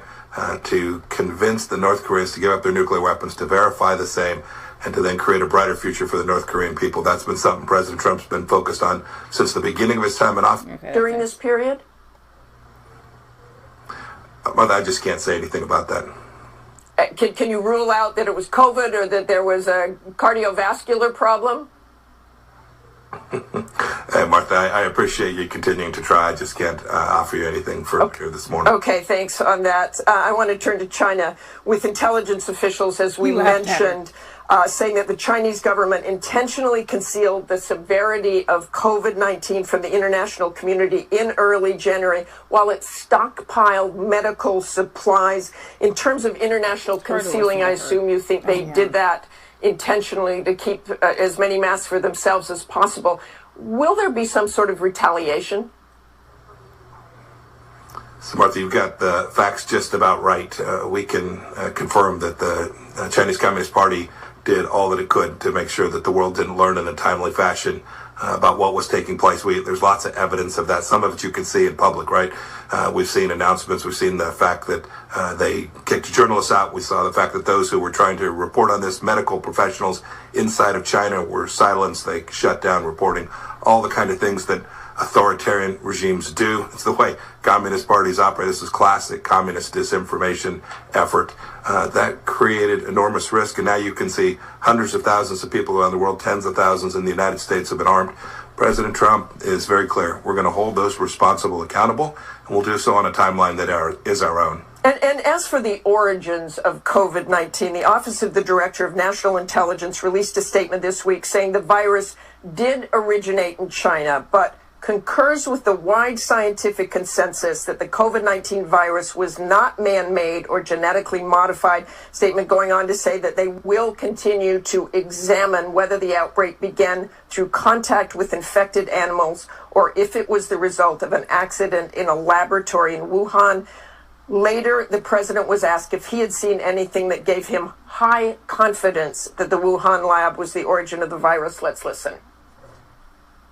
Have you seen anything at this point that gives you a high degree of confidence that the Wuhan Institute of Virology was the origin of this virus? Yes, I have. Yes, I have. What gives you a high degree of confidence that this originated from the Wuhan Institute of Virology? I can't tell you that. I'm not allowed to tell you that.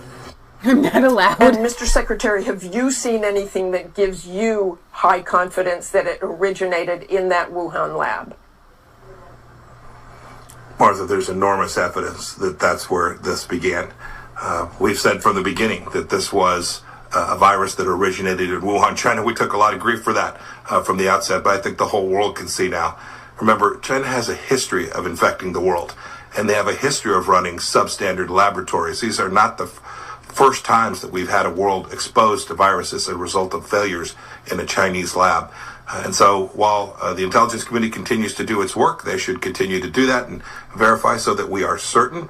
I can tell you that there is a significant amount of evidence that this came from that laboratory in Wuhan. Do you believe it was man-made or genetically modified? But the best experts so far seem to think it was man-made. I have no reason to disbelieve that at this point. Your Office of the DNI says the consensus, the scientific consensus, was not man-made or genetically modified. That's right. I agree with that. Yeah, I've seen their analysis. I've seen the summary that you saw that was released publicly. I have no reason to doubt that that is accurate at this point. Okay, so just to be clear, you do not think it was man-made or genetically modified? I've seen what the intelligence committee has said. I have no reason to believe that they've got it wrong. Martha, you have to put this in context. Here's what's important. You misspoke there. That's here's why what's she had to important. clarify. The Chinese Communist Party had the opportunity to prevent all of the calamity that has befallen the world. And here we find ourselves today. You and I were talking about we haven't seen each other physically for a long time. That's true of people all across the world.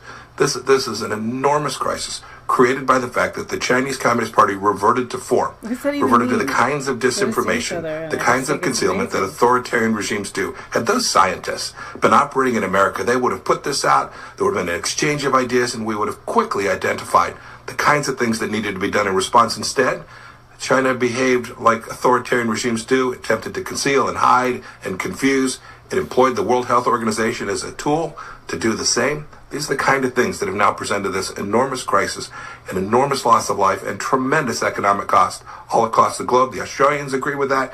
You hear the Europeans beginning to say the same thing. I think the whole world is united, understanding that China brought this virus to the world. And just very quickly, if we can, Mr. Secretary, running out of time, do you think they intentionally released that virus or it was an accident in the lab? I don't have anything to say about that. I think there's a lot to know, but I can say this. We've done our best to try and answer all of those questions. We tried to get a team in there. The World Health Organization tried to get a team in there, and they have failed. No one's been allowed to go to this lab or any of the other laboratories. There are many labs inside of China, Martha. This risk remains. This is an ongoing challenge. We still need to get in there. We still don't have the virus samples we need. This is an ongoing threat, an ongoing pandemic, and the Chinese Communist Party continues to block access to the Western world, the world's best scientists, to figure out exactly what happened. So I can't answer your question about that because the Chinese Communist Party has refused to cooperate with World Health experts. Thanks very much for joining. How come that's not a bombshell? Like shell meet bomb, bombshell, boom, boom, boom. He literally was asked. Like, I would think that it would be easier to say we believe it was unintentional than it would be to say, hey, they might have been working on it. Why is it that if it's man altered, why is that a bigger deal than a bigger deal was if they would have intentionally released it? If they would have intentionally released it. That's the crime. The crime isn't messing with people. That's what they do. And I'm going to show you what they do over here because, well, before you move on to that, I have a couple thoughts. So as we're talking about what he just said, whether it was released, whether it was intentional, yada, yada, yada, it's amazing to me that other people can't see that when it comes to the intelligence that we have in the United States, I say we, those that are allowed to have the intelligence, we aren't. It goes in our favor in the United States for it not to have been intentional and for them not to have damaged it, but for them just to have extreme negligence. Because extreme negligence, you can like fine the heck out of China. You can impose all sorts of restrictions. You can take the upper hand on China. But if they intentionally released it or if they were tampering with it, then we might have to go to war. Boom. But that doesn't go in our favor as much as just getting money and the upper hand in China. So I don't think you can rely on anything coming out of any government right now about this thing, because they're going to do what seems best. Okay, but not what's true. But here's this. There are key bombshells government dossier that have come out. Zero Hedge breaks it down, but this is from the Australian Daily Telegraph. Just updated this evening for them. It's midnight there. Dossier lays out case against China bat virus program. China deliberately suppressed or destroyed evidence of the coronavirus outbreak in an assault on international transparency that caused... The first to this dossier. It's made worldwide news this weekend. The paper prepared... Well, fine. I'll let you tell people. You have a better accent. ...by concerned Western governments that mounts the case against China's deliberate cover-up of the coronavirus. Here's some more detail on it. The document has 5 main themes, which it builds a case for. Firstly, the silenced and the disappeared. The Wuhan doctors, Li Wenlang, Aifan and others, the journalists, the activists, the professors, the billionaires, and the online activists, all who have either vanished or disappeared or been detained and punished. It goes on. People be done gone missing. Hello. You know, from the other side, where are these people? Some of them are in the other side of heaven, and some of them are just gone. And supposedly patient zero, a little chica who worked at the Wuhan laboratory, she can't be found either. There are billionaires going missing. People who spoke out, gone missing. Okay, continue. They must know the Clintons. Continue. And on this list. It also mentions the case of Huan Yangling. She's a researcher at the Wuhan Institute of Virology. Now, the South China Morning Post reported a couple of months ago rumors that had been swirling on Chinese social media that she was the first to be diagnosed with coronavirus, that she was, in fact, patient zero. Then came her reported disappearance. Her biography and her image have been deleted from the Wuhan Institute of Virology's website. Her biography and her face deleted from the Wuhan Virology Institute website.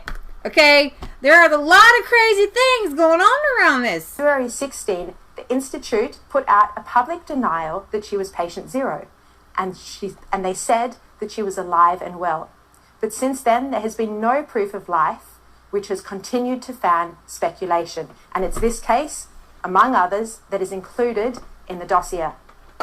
Secondly, the second theme of it is the suppression and destruction of evidence. And I'm quoting from the dossier here.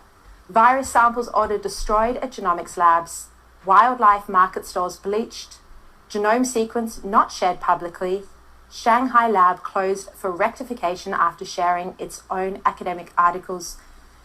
subjected to prior review by the Ministry of Science and Technology. Data on asymptomatic silent carriers kept secret. The third theme is the deadly denial of human-to-human transmission. Despite evidence of human-to-human transmission from early December, PRC authorities deny it until January 20. The World Health Organization does the same. Yet officials in Taiwan raised concerns as early as December 31, as did experts in Hong Kong on January 4. The fourth theme that it talks about, and again I'm quoting from this document, is the endangerment of other countries. Millions of people leave Wuhan after the outbreak and before Beijing locks down the city on January 23. Thousands fly overseas. China locks down the Wuhan area, but not before they just let everybody go. And then everybody goes. So when Mike Pompeo says, I can't answer you if China did this on purpose, because this intelligence document says, what were you thinking? Because they're getting ready to lock people down on one of the biggest lockdowns in modern history, right? And in an unprecedented way. I do not believe this has ever happened besides spraying people down in Florida for the skeeters, right? They had trucks. They don't spray people down for the mosquitoes. They spray the people down because the trucks just go through the neighborhoods. They and do. It's bad. Psst, right? Because it's a swampy area. Florida is not exactly They've got paradise. all those like drainage canals, and they spray those for. It's like I'm like, okay, Florida's a swamp. You've got swampy canals, and then they have to spray them, and then it's not exactly paradise. But anyways, but it's good for the COVID because they got plenty of sun. Okay, you'll just get West Nile if they don't spray you down. But anyways, in an unprecedented modern thing that this has never happened before. They were going around spraying. They were spraying the streets. They were spraying the people. They were spraying buildings, outsides of buildings. They had people who, like, when they went to work, they covered themselves in plastic. Which, if you've ever read the warnings on any plastic bag, says do not cover your head with the plastic. Okay, don't do it. Don't cover your head or anything. I'm not being loud. I'm just going forward. It's fine. We're fine. It screeches the microphone. I know. We need a better microphone for our singing. I listened back. And then they would go into the workplaces dressed, as something out of, Space Odyssey. And then they would spray they would spray people down. They would spray workplaces down. They sprayed streets down. And then all of a sudden, we ain't got no more virus, but y'all got it. And look at us, aren't we and literally the way the Chinese people be like, we ain't got no virus, y'all got the virus. We ain't got no virus, y'all got the virus. And then like the rest of the world's like, you gave us the virus. And they're like, no, this is just nature. And everybody's like, Wuhan, baby, Wuhan. Throughout February, Beijing presses the US, Italy, India, Australia, Southeast Asian neighbors. And I'm not joking on that. Like, for real, China has been taunting the United States. Look how many deaths you have. We don't have any more deaths. It's really crazy and weird and satanic. Like, there is no other explanation. Others not to protect themselves via travel restrictions, even as the PRC imposes severe restrictions at home. The final theme is the assault on international transparency. And I quote, as EU diplomats prepare a report on the pandemic, PRC successfully presses Brussels to strike language on PRC disinformation. As Australia calls for an independent inquiry into the pandemic, PRC threatens to cut off trade with Australia. PRC has likewise responded furiously to US calls for transparency. Now, more than one government contributed to this report. The strength of language in it is beyond what any world leaders have used publicly so far. There is now a European resolution set up to set up an independent investigation into the outbreak, and this is going to be put to the World Health Assembly meeting in Geneva later this month. Now, in terms of the language that the leaders in Western nations have used on the coronavirus, we've heard what's going on behind the scenes. Now, this is what is being said publicly. Let's have a look first at United States President Donald Trump. We are not happy with China. We are not happy with that whole situation. because we believe it could have been stopped at the source, it could have been stopped quickly, and it wouldn't have spread all over the world, and we think that should have happened. And here's what our Prime Minister, Scott Morrison, is saying on why an investigation is so important. We know it started in China. We know it started in Wuhan. The most likely scenario that has been canvassed relates to wildlife wet markets, but that's a matter that would have to be thoroughly assessed. This is one of the reasons why it is important that we just have an objective, independent assessment of how this originated and learn the lessons from how that occurred.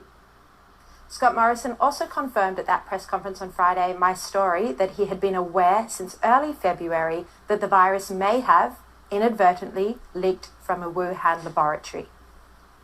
Even though you think on the balance of probability that this did not come from the lab, did you receive any early advice that that was a possibility? Well, the reports that you're referring to, they were public. I mean, they were. And Zero Hedge got kicked off of Twitter. So, of course, the government was aware of those suggestions. The two Chinese scientists said it probably came from and the just lab. To clarify there again, that Scott Morrison says it's the most likely scenario is that the coronavirus originated in the wet market in Wuhan, but it is a possibility that it was an accidental leak from one of the laboratories there, and there are two that deals in these sort of viruses, and that's why the origins should be investigated. Now, it may look like they have slightly different views, Scott Morrison and Donald Trump, but based on the conversation between the pair last week, they are in lockstep. At least that's what Donald Trump took away from the phone call. The US Ambassador to Australia, Arthur B. Culverhouse Jr., told me in a statement shortly after the phone call between the Prime. Okay, so I am going to go back to the Zero Hedge article that kind of breaks this down a little bit. You kind of, the article here is really great. Is that more thunder? Yes, it was. It has been raining and thundering. The sky has opened up all night long, and it's come with thunder. Sorry, that's just a personal note. It's not addressing. It's not hitting you. Just us. We're going to drown. That was a person walking upstairs. But it wasn't a person. It was thunder. All right. So somebody's got thunder in their footsteps upstairs. It was thunder. Yeah. All right, so everybody's trying to say, first of all, everybody's trying to say it didn't leak from the lab. Now everybody's trying to say it wasn't genetically modified. However, this is Shi Zhenli, the bat lady, in a picture from the patient zero. No, this is a bat lady who works in. No. She was just an assistant who works. Okay. Shi Zhenli is the bat lady. She's been working on these viruses for years and years and years. Yeah. I remember we covered her. We just never had a picture. In notes, let's see. It notes the intelligence community does note that a 2013 study conducted by a team of researchers, including Dr. Shi, who collected a sample of horseshoe bat feces from a cave in the Yunnan province, China, which was later found to contain a virus 96.2% identical to the SARS-CoV virus. The research dossier also references work done by the team to synthesize the SARS-like coronavirus to analyze whether they could be transmissible from bat to mammals. This means they were altering parts of the virus to test whether it was transmissible to different species. Then in November 2015 study, somebody is here. That's the banging maybe we were hearing. No, I don't know. Because that was an actual knock. No, there was a banging. From Zhenli and her team in conjunction with the University of Carolina concluded that the SARS-like coronavirus could jump directly from bats to humans, and there's currently no cure or treatment. The Western dossier does note from the study to examine the emergence potential, that is, the potential to infect humans of circulating bat COVIDs. We built a chimeric virus encoding a novel zoonotic COVID spike protein. The virus is highly pathogenic, and treatments developed against the SARS original SARS virus in 2002 and the ZMapp drugs used to fight Ebola failed to neutralize and control this particular virus, they said in a 2015 paper. A few years later, in March 2019, Dr. Shi and her team, including Peng Zhao, who, I'm going to make sure Mom doesn't need something. Who dropped that off? Dominoes.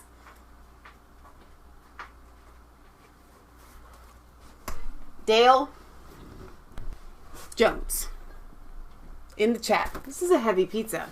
Now, I'm curious because you covered the pizza segment. This is a wild guess that's how 4 ranches here. It's got pineapple on. This is a huge pizza. This is like a deep... Hang on, I gotta show you this pizza.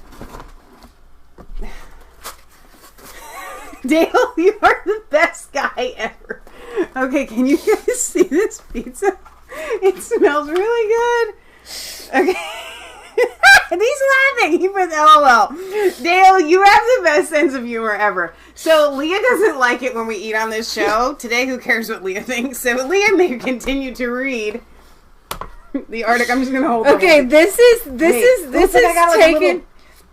taken virtual reality to a level that I have literally. Totally hang on, there's bacon on here. I have never had pineapple on my pizza. I don't know who does that. This is a first. It's really hot. This is the pizza. I was like, did somebody send us a pizza? And he laughed and he was like, a Dale Jones? And I said, he's one of our YouTube viewers. And he laughed. He was like, okay, this is so hot. This is really hot pizza.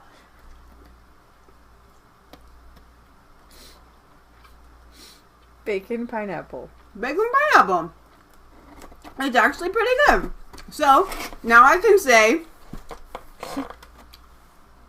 I've had pineapple on my pizza. Now I can say a YouTube viewer sent us pizza. I would be freaked out about this if Domino's wasn't our joint. Like, that's where we get pizza, right up the street. It literally came right up. It's so hot. It's really good, though. Well, thank you, Dale. You have just literally made TV Mom says, come to life. Wow, what a fantastic great idea. I know why Mom said that, because Mom loves pizza. Bacon pineapple. Oh, I'm Dale, dying here. God bless you. Okay, yeah, you can keep reading. I'm gonna eat this pizza. I'm just still stuck at like virtual reality. God, this is. I feel like this is Star Trek or something. So great, we just literally like there's some sort of replicator in the house. I'm dying. We say pizza, and Dale says pizza. I was saying pizza. No, but why? I'll be really impressed if you can. I have a question though. Hang on. Wait. I'll be really impressed if you can get it here from Italy. Okay, hang on. I'm struggling here. Dale, is there a reason why there are 4 ranch cups though? I'm guessing. Are we supposed to? Is that your thing? Is this your thing? Is this the way that you like the pizza? Because you have to like pay extra for the ranch cups. So, that's pretty good. It's very good with your ranch. Pizza dipped in ranch. It's good, actually. UK, it's called ham and pineapple Hawaiian. Okay. All right. Okay. Well, that was just fun. You just lifted everybody's mood, and I hope you. Well, I think I'm the only mood that's genuinely lifted because I'm the only one that's eating the pizza. I'm laughing though. My mood is lifted, and it's so hilarious. good. If I had watched somebody do that on YouTube, that would be funny for me. Dale, you sent us a pizza. That's okay, hilarious. so I'm not going to address the fact that Dale has our address. Some people get real creative in discover because we give you our P.O. box address, but you can't give a pizza to a P.O. box. Okay, Dale has already proven to be very safe. Thank you, Dale. Well, except for he sent the thing that the that we could definitely kill ourselves on. Yeah, it wasn't safe. But it's still really the scooter. Fun. The hoverboard. Just get the hoverboard. Wow, this is great. Okay. Dale. I need a soda. I don't like to eat pizza without He's really soda. big into sending food. Like, I really did enjoy the hot spicy noodles, the ramen noodles. That was fun. Yeah. Okay. All right. So, in this dossier, I'm going to end with this. The dossier notes that the study to examine the emergence of the potential to infect humans of circulating bat COVIDs, we built a chimeric virus, okay? Like, legit. A 2015 study from Zengli says, we built a chimeric virus. We put things together, encoding a novel zoonotic COVID spike protein from this certain sequence that was isolated from the Chinese horseshoe bats in context with the SARS-CoV mouse-adapted backbone. Mice and bats here, chimeric. God says don't do that.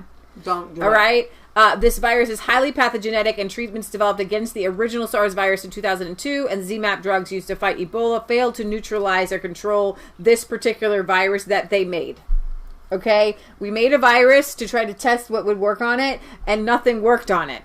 So a few years later, in March 2019, Dr. Shi and her team, including Peng Zhao, who worked in Australia for 5 years, published a review titled Bat Coronaviruses in China in the Medical Journal of Viruses, where they wrote that they aim to predict virus hotspots and their cross-species transmission potential, describing it as a matter of urgency to study bat coronaviruses in China.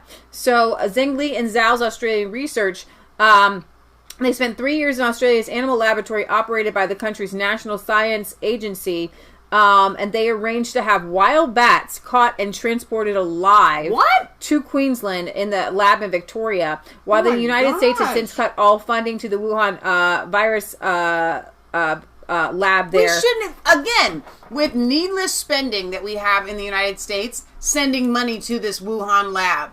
Right. Okay, we wouldn't be in trillions of dollars of debt if we weren't doing stupid stuff like that. Yet Australia hasn't said whether they've stopped working with the lab. So this particular article is what governments, Western governments, dossier on it, list the timeline here that we just heard the Australian newscaster give all the different evidence here. Linder wants to know how you can keep going with this pizza sitting right here. Mikey says you have a lot of self-control. I don't think you guys quite understand the level of self-control that Leah has. I don't know. He has legit self-control. I just have goals, and I wanted to finish the article. It smells amazing, though, and I look forward to eating it.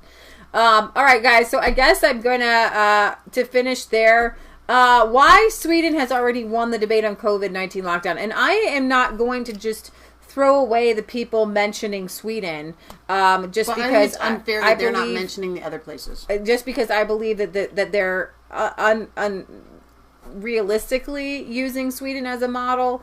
But there are different things that you could garner from Sweden, recognizing that they aren't taking away most of the personal liberties that some of these other countries have,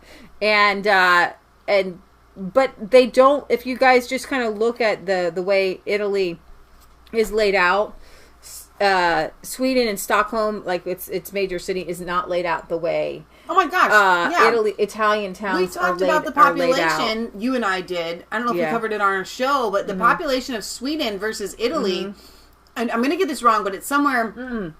Sweden is 10 million. Italy is 65 million, and their geography and their square miles are about the same. Flip-flopped, meaning. Yeah. Like no. Sweden is bigger. Sweden is bigger. It is bigger, but Sweden is bigger, than Italy. By square miles, by like a lot. Yeah. And they have less people. They have more land and less people. Way less tourists and things like that. So I wanted to put that in there. I just wanted, but Sweden did, I will say this, Sweden did the best for what Sweden, for Sweden. Right. And it kind of shows you that maybe having, being the tourist attraction of the world, it may not be great. Maybe having 100,000 Wuhanis take over your leather factories may not have been the best idea, because Sweden doesn't have that either. Mm-hmm. And when you look at Middle America, so I do want you to kind of be happy about the fact that Middle America is not hit. When you think about Middle America, we are more spread out. We don't live in those, the hillsides where you have apartments that are like 15 high, and then right behind that another 15 high, and behind that and then another 15 high, and people are all on top of each other and they're kissing one another. Stop with the kissing. So I think there was one more article they wanted to be kind of like a interesting good news for Hungary here. EU Commission. This is not Hungary. That's funny. EU Commission admits Hungary broke no rules with the coronavirus law. The EU Commission will not take measures against the Hungarian government over its emergency coronavirus legislation, despite allegations again that Viktor Orban was a dictator. So I just love that Viktor Orban is doing still, again, a good job protecting Hungary there, and happy about that. Germany, one more thing is odd story here.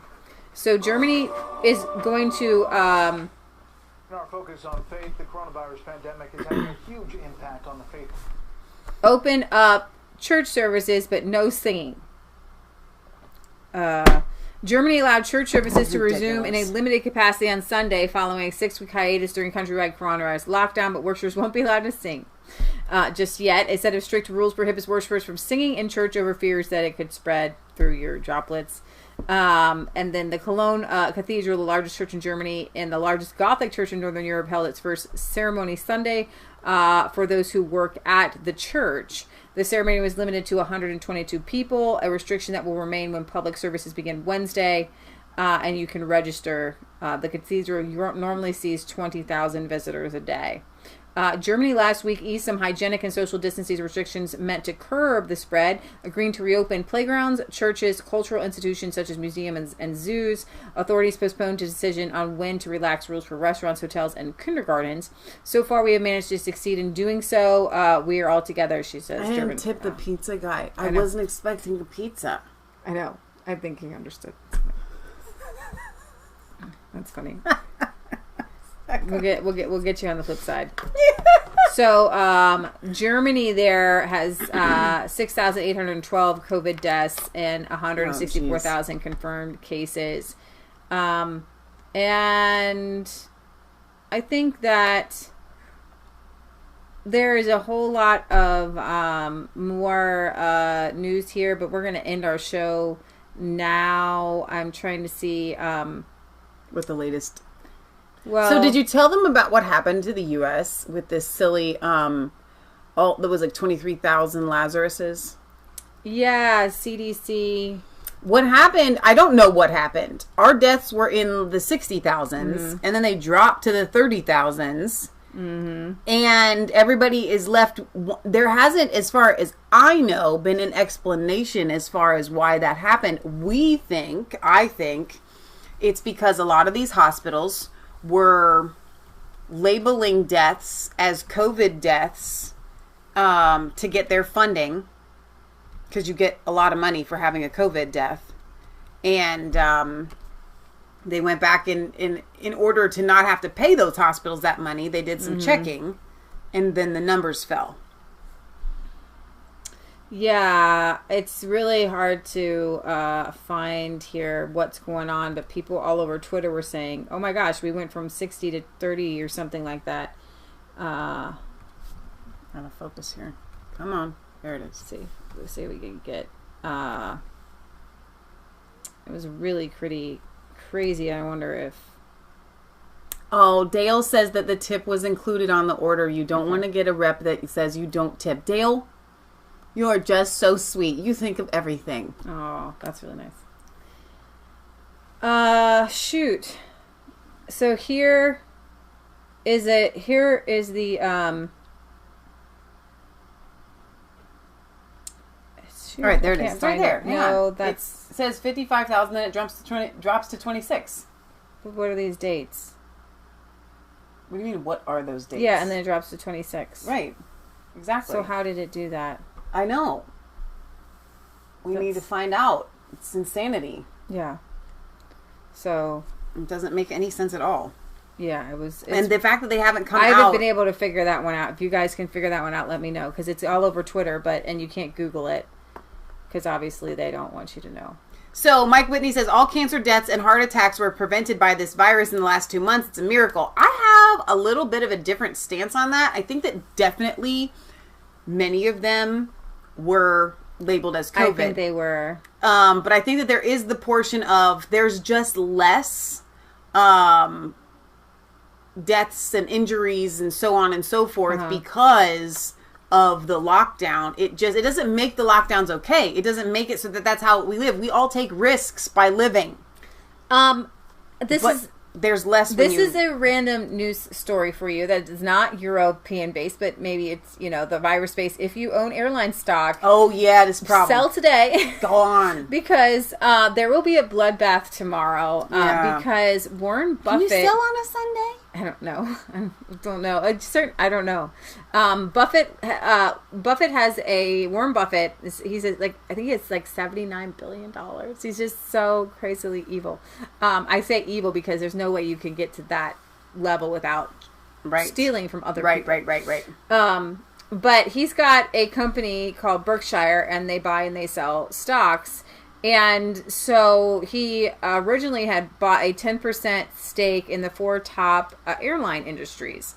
I believe Delta, American, Southwest, and United. And they lost a killing. They lost a lot. And so to stop the hemorrhaging, he's like 90 years old, and he doesn't see in the next 2 or 3 or 4 years that the airline industry will be needing the planes. They will be, people will be traveling. So he just cut the loss, cut the hemorrhaging. And he kind of just said sorry and walked away. Sorry. Well, he was visibly shaken when he was talking to the shareholders, I believe. Well, it's official. There won't be any Buy American op-eds by the Oracle of Omaha. They call him the Oracle of Omaha. This time around, in fact, and that's why another thing they call him evil. They call him the Oracle for capitalism, and for me, that's the crony capitalism. That's what I'm saying. He says sorry and walks away, regardless of whether he's visibly shaken or not. Right. He was like, "I'm cutting my losses." Right? I'm for done. real. Yeah. In fact, if anything, they will be titled "Simply Sell." Warren Buffett, who turns 90 in 4 months, had an unpleasant surprise for the perma-bullish Berkshire faithful during their annual pilgrimage to the Omaha live stream. They used to go, and that was just a live stream of the Berkshire annual meeting 1 month after Berkshire surprised investors by selling parts of its Delta and Southwest Airlines stake, both of which had previously been above a 10% ownership level, and speculation was rife that Berkshire could produce an airline outright in the near future. The Oracle of Omaha said that 4 years after Berkshire took major stakes in the 4 largest U.S. airlines, he had liquidated and sold the entirety of his equity position. And when asked about it, did you save some? He said, no, when we sell everything. Assuring that Monday will be a bloodbath for anybody in the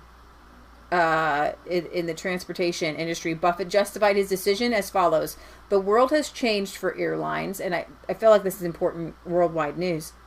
And I don't know how it's changed, and I hope it corrects itself in a reasonably prompt way. And I don't know if Americans have now changed their habits or will change their habits because of the extended period. I think there are certain industries, and unfortunately, I think that the airline industry, among others, that are really hurt by a forced shutdown by events are far beyond our control. When we bought airlines, we were getting an attractive amount for our money when investing across the airlines. And it turned out I was wrong about that business because of something that was not in any way the fault of our 4 excellent CEOs. Believe me, no joy of being a CEO of an airline. I don't know that 3 or 4 years from now, people will fly as many passenger miles as they did last year. You've just got too many planes. Realizing that he won't be alive to make by the time a turnaround eventually happens, he clarified that he made the decision and he lost money on his investments. That was my mistake, he said. Asked by CNBC's Becky Quick to clarify if Berkshire had sold all of its airline holdings, he said, yes, we don't trim positions. They go 100%. The airline business, and I may be wrong, and I hope I'm wrong, but I think it's changed in a very major way. The future is much less clear to me. And to me, I would just want to highlight this, and I want you to understand the power of God coming forth from this capitalist religion saying, I have been able to predict the future. You don't get to be like, I think it's $72 billion unless you can predict things. They call him the Oracle for a reason. He is a capitalist. Capitalism to them is a religion, and I'm not talking about regular capitalism where we just buy and sell and trade like we want to. This crony capitalism is just as bad as communism because we don't get into that. You understand. But this is his religion, and the Oracle can't see into the future. He's getting ready to pass over to the other world at some point, probably in the near future, and he doesn't know what the future holds. And for you, when you lay your head on that pillow tonight, I want you to have peace, because the people that have been running the world for the past 100 years, because we talk about the globalist plan, and the elites have a plan. That's because they have an ability, like almost like a necromancer and a witchcraft, to be able to see into their crystal balls and to be able to shape a future the way it's the way I view self-fulfilling prophets is what they have been for the past palm 100 readers years. Can hear from demonic spirits and then make things and then the demonic can make things happen in your life.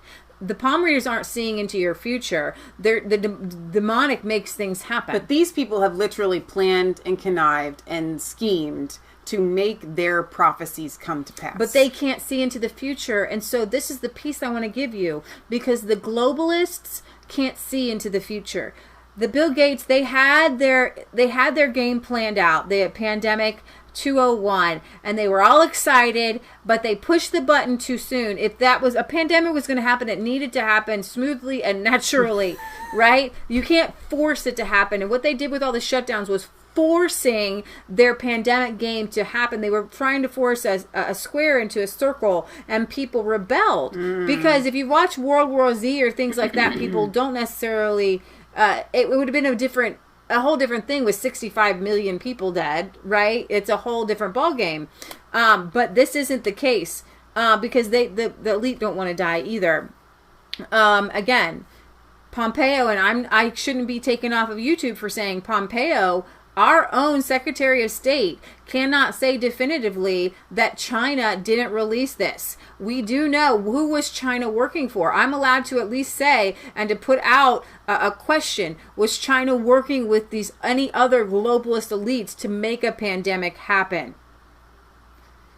Event 201, very similar. Very, very similar. Okay? I'm trying to tread carefully because I do know that anything that goes against the WHO is getting taken down. You have to be able to say facts, though, on the ground. I'm not inciting anyone to violence. I'm not inciting anyone to do anything against the WHO or the CDC, because the CDC has told me that wearing masks is actually dangerous. They told me that. My own Surgeon General told me that. So I should be able to reiterate what they told me. And the same thing with the elites telling me that they can't see into the future, which means that they used to be able to see into the future. As Bloomberg says, Buffett has had a complicated relationship with the airline industry, blah, blah, I'm going to skip some of that. Let's see. So it also means that Buffett may soon liquidate more sector holdings, starting with banks, which have also suspended buybacks for the near future. He believed in the buybacks. He thinks that it was a really great thing. And so we're going to see I guess there were several reasons why I found this to be interesting. He's not even buying back his own company stock. He thinks it's still too expensive. Let's see. Where do I... How money hungry can you be when you are that wealthy and you're that old and you're still trying to make these cutthroat decisions? It's like, oh my gosh, you are Ebenezer Scrooge without the salvation. Right. And now we prepare for the Monday bloodbath in the transportation market across the entire market, as investors notorious for being unable to think for themselves. This is as if they're profit. If you've got, Billy Graham or somebody out there saying something, and always blindly following the actions of a 90-year-old man, furiously imitate what Berkshire has already done. And if the bulls are unlucky, the selling could be the catalyst for the next major market drop, which would of course be delightfully ironic if Buffett's own actions catalyze the crash that he hopes to benefit from and finally put his record cash hoard to use. So he thinks that stocks are overvalued, and what he has done is he's made billions off of almost willing markets to drop, buying stocks really low, and then having them go skyrocketing. So you're right. How money hungry can you be to want a market to drop, which means you're taking finances from other people, and you're just so furious. You just want to see your number go up so high. You forget that there are other people behind those numbers. When you have an economic collapse like this, it's called a wealth transfer. The money doesn't go anywhere. It just leaves the hands of the everyday person and gets put into the pockets of a Warren Buffett. He's upset because there's no bargains in the market right now. And so I believe that the wicked people, and so I say to them, I just felt like, and a lot of these things, and maybe this is over your head, or maybe it isn't, and maybe you guys, some of you are super spiritual, and maybe some of you can do this with me. I'm not saying I'm super spiritual, but yeah, it takes a spiritual mindset to be able to see this happening. I've been seeing like ozone layers opening up in different areas and different sectors, and in a power of God. The Bible says that we wrestle not with flesh and blood, but rulers and principalities. So when you're talking about the Clintons, or you're talking about the Nancy Pelosi's, or you're talking about the oil industry, you're talking about all these different things, right now, meat could be really can become scarce because certain plants are being infected, which is very interesting to hear about in the United States, but not in other countries. I don't know if it's happening in other countries. Why wouldn't it be? I don't know. Are people planting the COVID in people? Are they wanting to make things happen? I don't understand all this, and it is kind of confusing. But I do know that there are certain ozones being opened up in the spirit realm where we can cast down powers and principalities that be. And right now, recognizing that, using all this oil and traveling all over the world and leaving, a lot of people leave their families for business and just having doing things that a life shouldn't of be done, extravagance. and having a life of extravagance and taking natural resources that shouldn't be taken. And so in the power of God, you bring down those principalities and powers that are harming nature or harming the creation that God has. And so I've been seeing that. I'm not a personal fan of these giant sports. I see a lot of it as not just sinful, but harming to families and harming to people. You see, especially like in a basketball setting, a lot of these guys are gangsters, and then they're being paid millions of dollars, and people just become to worship them. And I say anything that exalts themselves above the knowledge of God should be brought down. There's nothing wrong with basketball. There's nothing wrong with sports. There's nothing wrong with these things in general. But if they are exalting themselves above God, and it becomes the fulfillment of your life, and it does, and it becomes a religion for people, you need to cast down those vain imaginations. And why, especially in America, this is a Christian country, and we base our entire country's well-being and health and safety on acknowledging God and listening to him and being led by him. But we have to do so to collectively, as a moral collective. You can't make people do it, but I certainly, if there are demonic powers that are setting things up, I need to be able, in the power of God, to bring those down. And so I see some ozone layers opening up. Paul says in 1 Corinthians that all things are lawful and permissible, but I will not be brought into bondage by anything. And so when it comes to playing sports, all things are lawful and permissible. But when anything in your life, whether it's sports or whatever, when you become in bondage to it, you have to have it. It exalts itself above God and above many other things in your life. Then that's when it becomes a sin. Dale, I do really want to eat the pizza, but I really wanted to. I was going to sing this song on Friday, just an a cappella song, and so I thought that I would do that at the end of this show today, because I do thank you for sending it, because it just honestly, it just lifted the mood. That's just because of aromatherapy that comes off of that pizza. I keep smelling it. It just made me laugh. Honestly, it made me laugh, and we just need some laughter in our lives. Mike says, Dale, I'm messaging you my address for pizza delivery. That's awesome. I've been praying that we would be able to bring some more levity to our show, in covering what's happening in the world, and then you brought some levity to the show, and so I really appreciate that. All right. Do you want to start it out? You start it out. We'll go in your key. What wondrous love is this, oh my soul, oh my soul. What wondrous love is this, oh my soul. What wondrous love is this that calls the Lord of bliss to bear the dreadful curse for my soul, to bear the dreadful curse for my soul. When I was sinking down, sinking down, sinking down. When I was sinking down, sinking down.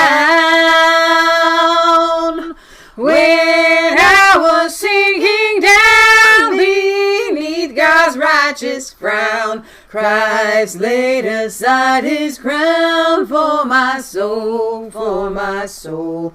Christ laid aside his crown for my soul. To God and to the Lamb I will sing, I will sing. To God and to the Lamb I will sing. To God and to the Lamb, who is the great I am. While millions join the theme, I will sing, I will sing. While millions join the theme, I will sing.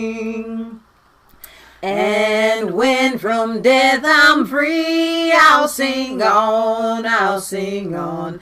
And when from death I'm free, I'll sing on. And when from death I'm free, I'll sing and joyful be. And through eternity, I'll sing on, I'll sing on. And through eternity, I'll sing on. What wondrous love is this, oh my soul, oh my soul. What wondrous love is this, oh my soul. What wondrous love is this that calls the Lord of bliss to bear the dreadful curse for my soul, for my soul. To bear the dreadful curse for my soul. Yes, Lord. Hallelujah. Patriot Gallery is asking for Cheer Up, Chill Out. Ask one more time the next time we go live. You really want to sing it right now? If she wants it. Okay. When problems start tumbling and you got nowhere to go, just listen to God and He'll show you the promise to be there when you are scared at night. The promise to be there and hold you so tight. So cheer up, chill out. Don't worry, 'cause God is still God. Cheer up, chill out. Don't worry, 'cause God is still God. Love has no worries, so why are you scared? Be at peace, my brother. The Lord will hold your hand, and if you stumble, you still won't fall. So cheer up, chill out. Don't worry, 'cause God is still God. Cheer up, chill out. Don't worry, 'cause God is still God. Love has no worry, so why are you scared? Is that the part I just sang? Be at peace, my brother. The Lord will hold your hand, and if you stumble, you still won't fall. Jesus bled, Jesus died. He was mocked, spat at, and despised. They didn't know, they didn't care, that for their sins He came to bear.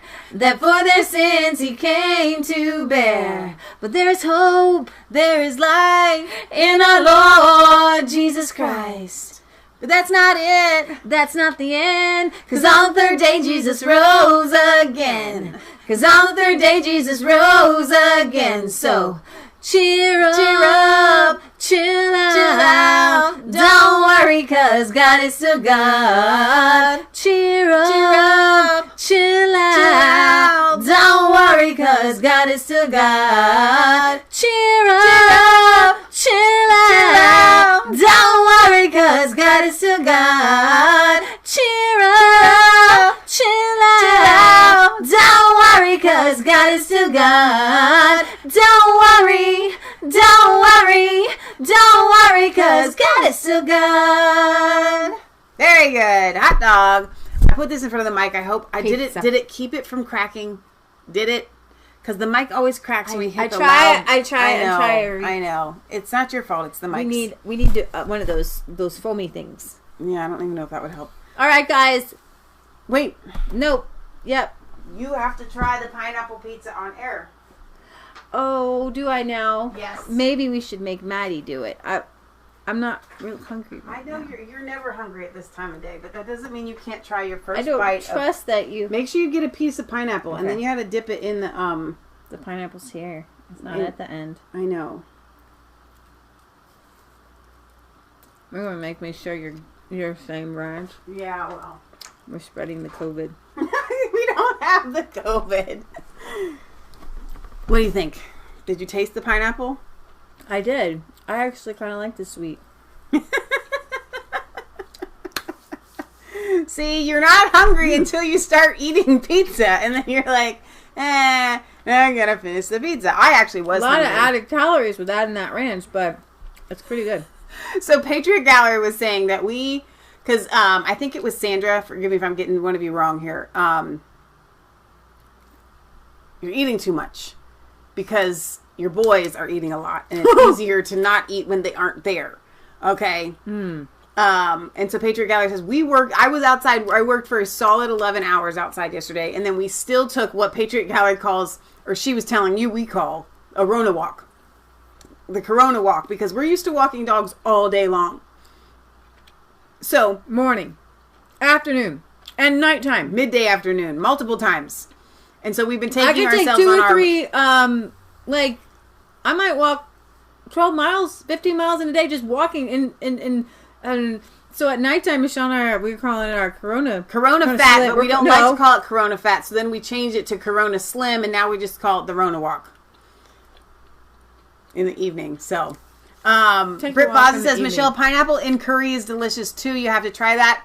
I'm done with curry. I accidentally used it instead of mustard powder in a baked bean once, and it ruined it, and it was terrible, and I can't ever go back. Maybe it was not kind of. Maybe it was the curry. It was floury curry. It was curry is very floury, and I just don't. It tastes like know. flowers, like your grandma's perfume. That's what it tasted like. It did, yeah. Mm-hmm. Nobody wants to eat grandma's perfume. Nobody wants to smell grandma's perfume. Okay, we love you guys. Great. It's great, by the way. Thank It's good pizza. You're almost done with it. It's like a can of Lay's. Once you stop, once you pop, you can't stop. Yeah, it's too great. Thank you guys for being here. Dale, you're fantastic. The rest of you are fantastic too. Dale sent it for all of you. Okay, so you're all a part of the pizza, even though you're not eating it. We love you. Jesus spreading. God loves 5,000. you. God bless. Remember, not just a conspiracy theory if it's the truth. Please like, comment, and subscribe to both of our channels, Mass Faith 3 and Resistance Chicks. We have to try your curry then. I'm sure we do, Barry. I just have a problem with the We curry. do walk. I used to walk about 9 miles a day. We walk about 3 miles now. That's wow, still a what lot. did you do Good for to walk you. 9 miles a day? That's amazing. What did you do? Were you a dog walker? She was starving. She's Mom's telling you, look, you're obviously starving now. Sponsored by Domino's and Lay's. Thanks, Mike. Oh dear. Okay, I'm sorry. If you left any there's Skippy there on Facebook. Hey, Skippy. Diana says, ladies, please watch the London Real interview with David Icke that was live streamed today. Would love your perspective. I think he got taken off. He got taken off of Twitter, I think. Poor lizard man. Let's see. He actually does have some things right. Yeah. All right. So thank you guys. We love you, and we'll be back here on Friday for our weekly roundup of news. What is that? I almost ate the whole pizza face. I don't know. Feel sorry for me one more time. I'm like, it's the color of your shirt there.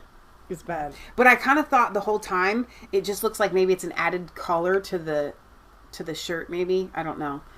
Okay, I had to pick this outfit out. This is a very light, loose shirt, and then I had to wear this undergarment here. It was so funny so that it goes around my neck because only your back. It's on. Oh, it's just so bad. Yeah, I barely sleep. It was terrible.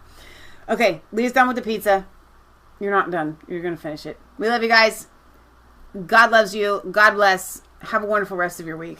I didn't see what Sandra did to walk 9 miles a day. What do you mean? What did she do? She said she used to walk 9 miles a day. No, I just walk. Why do you walk less now? I don't know. I'm sorry. Barry says, great show, girls. You are a real inspiration to all of us in these strange times. I'm glad. These are strange times, and we're strange here on our show as well. So, all right. I hate to leave you, but I was weed whacking. That's what I was doing when I got this. Yes, and I should have worn sunblock, and I said no. I need some sun, and so this, where's the sunblock? Right? We've got natural sunblock. An ozone layer opened up over you. Mm-hmm. Yep. All right. I'm pushing the ending. Bye guys.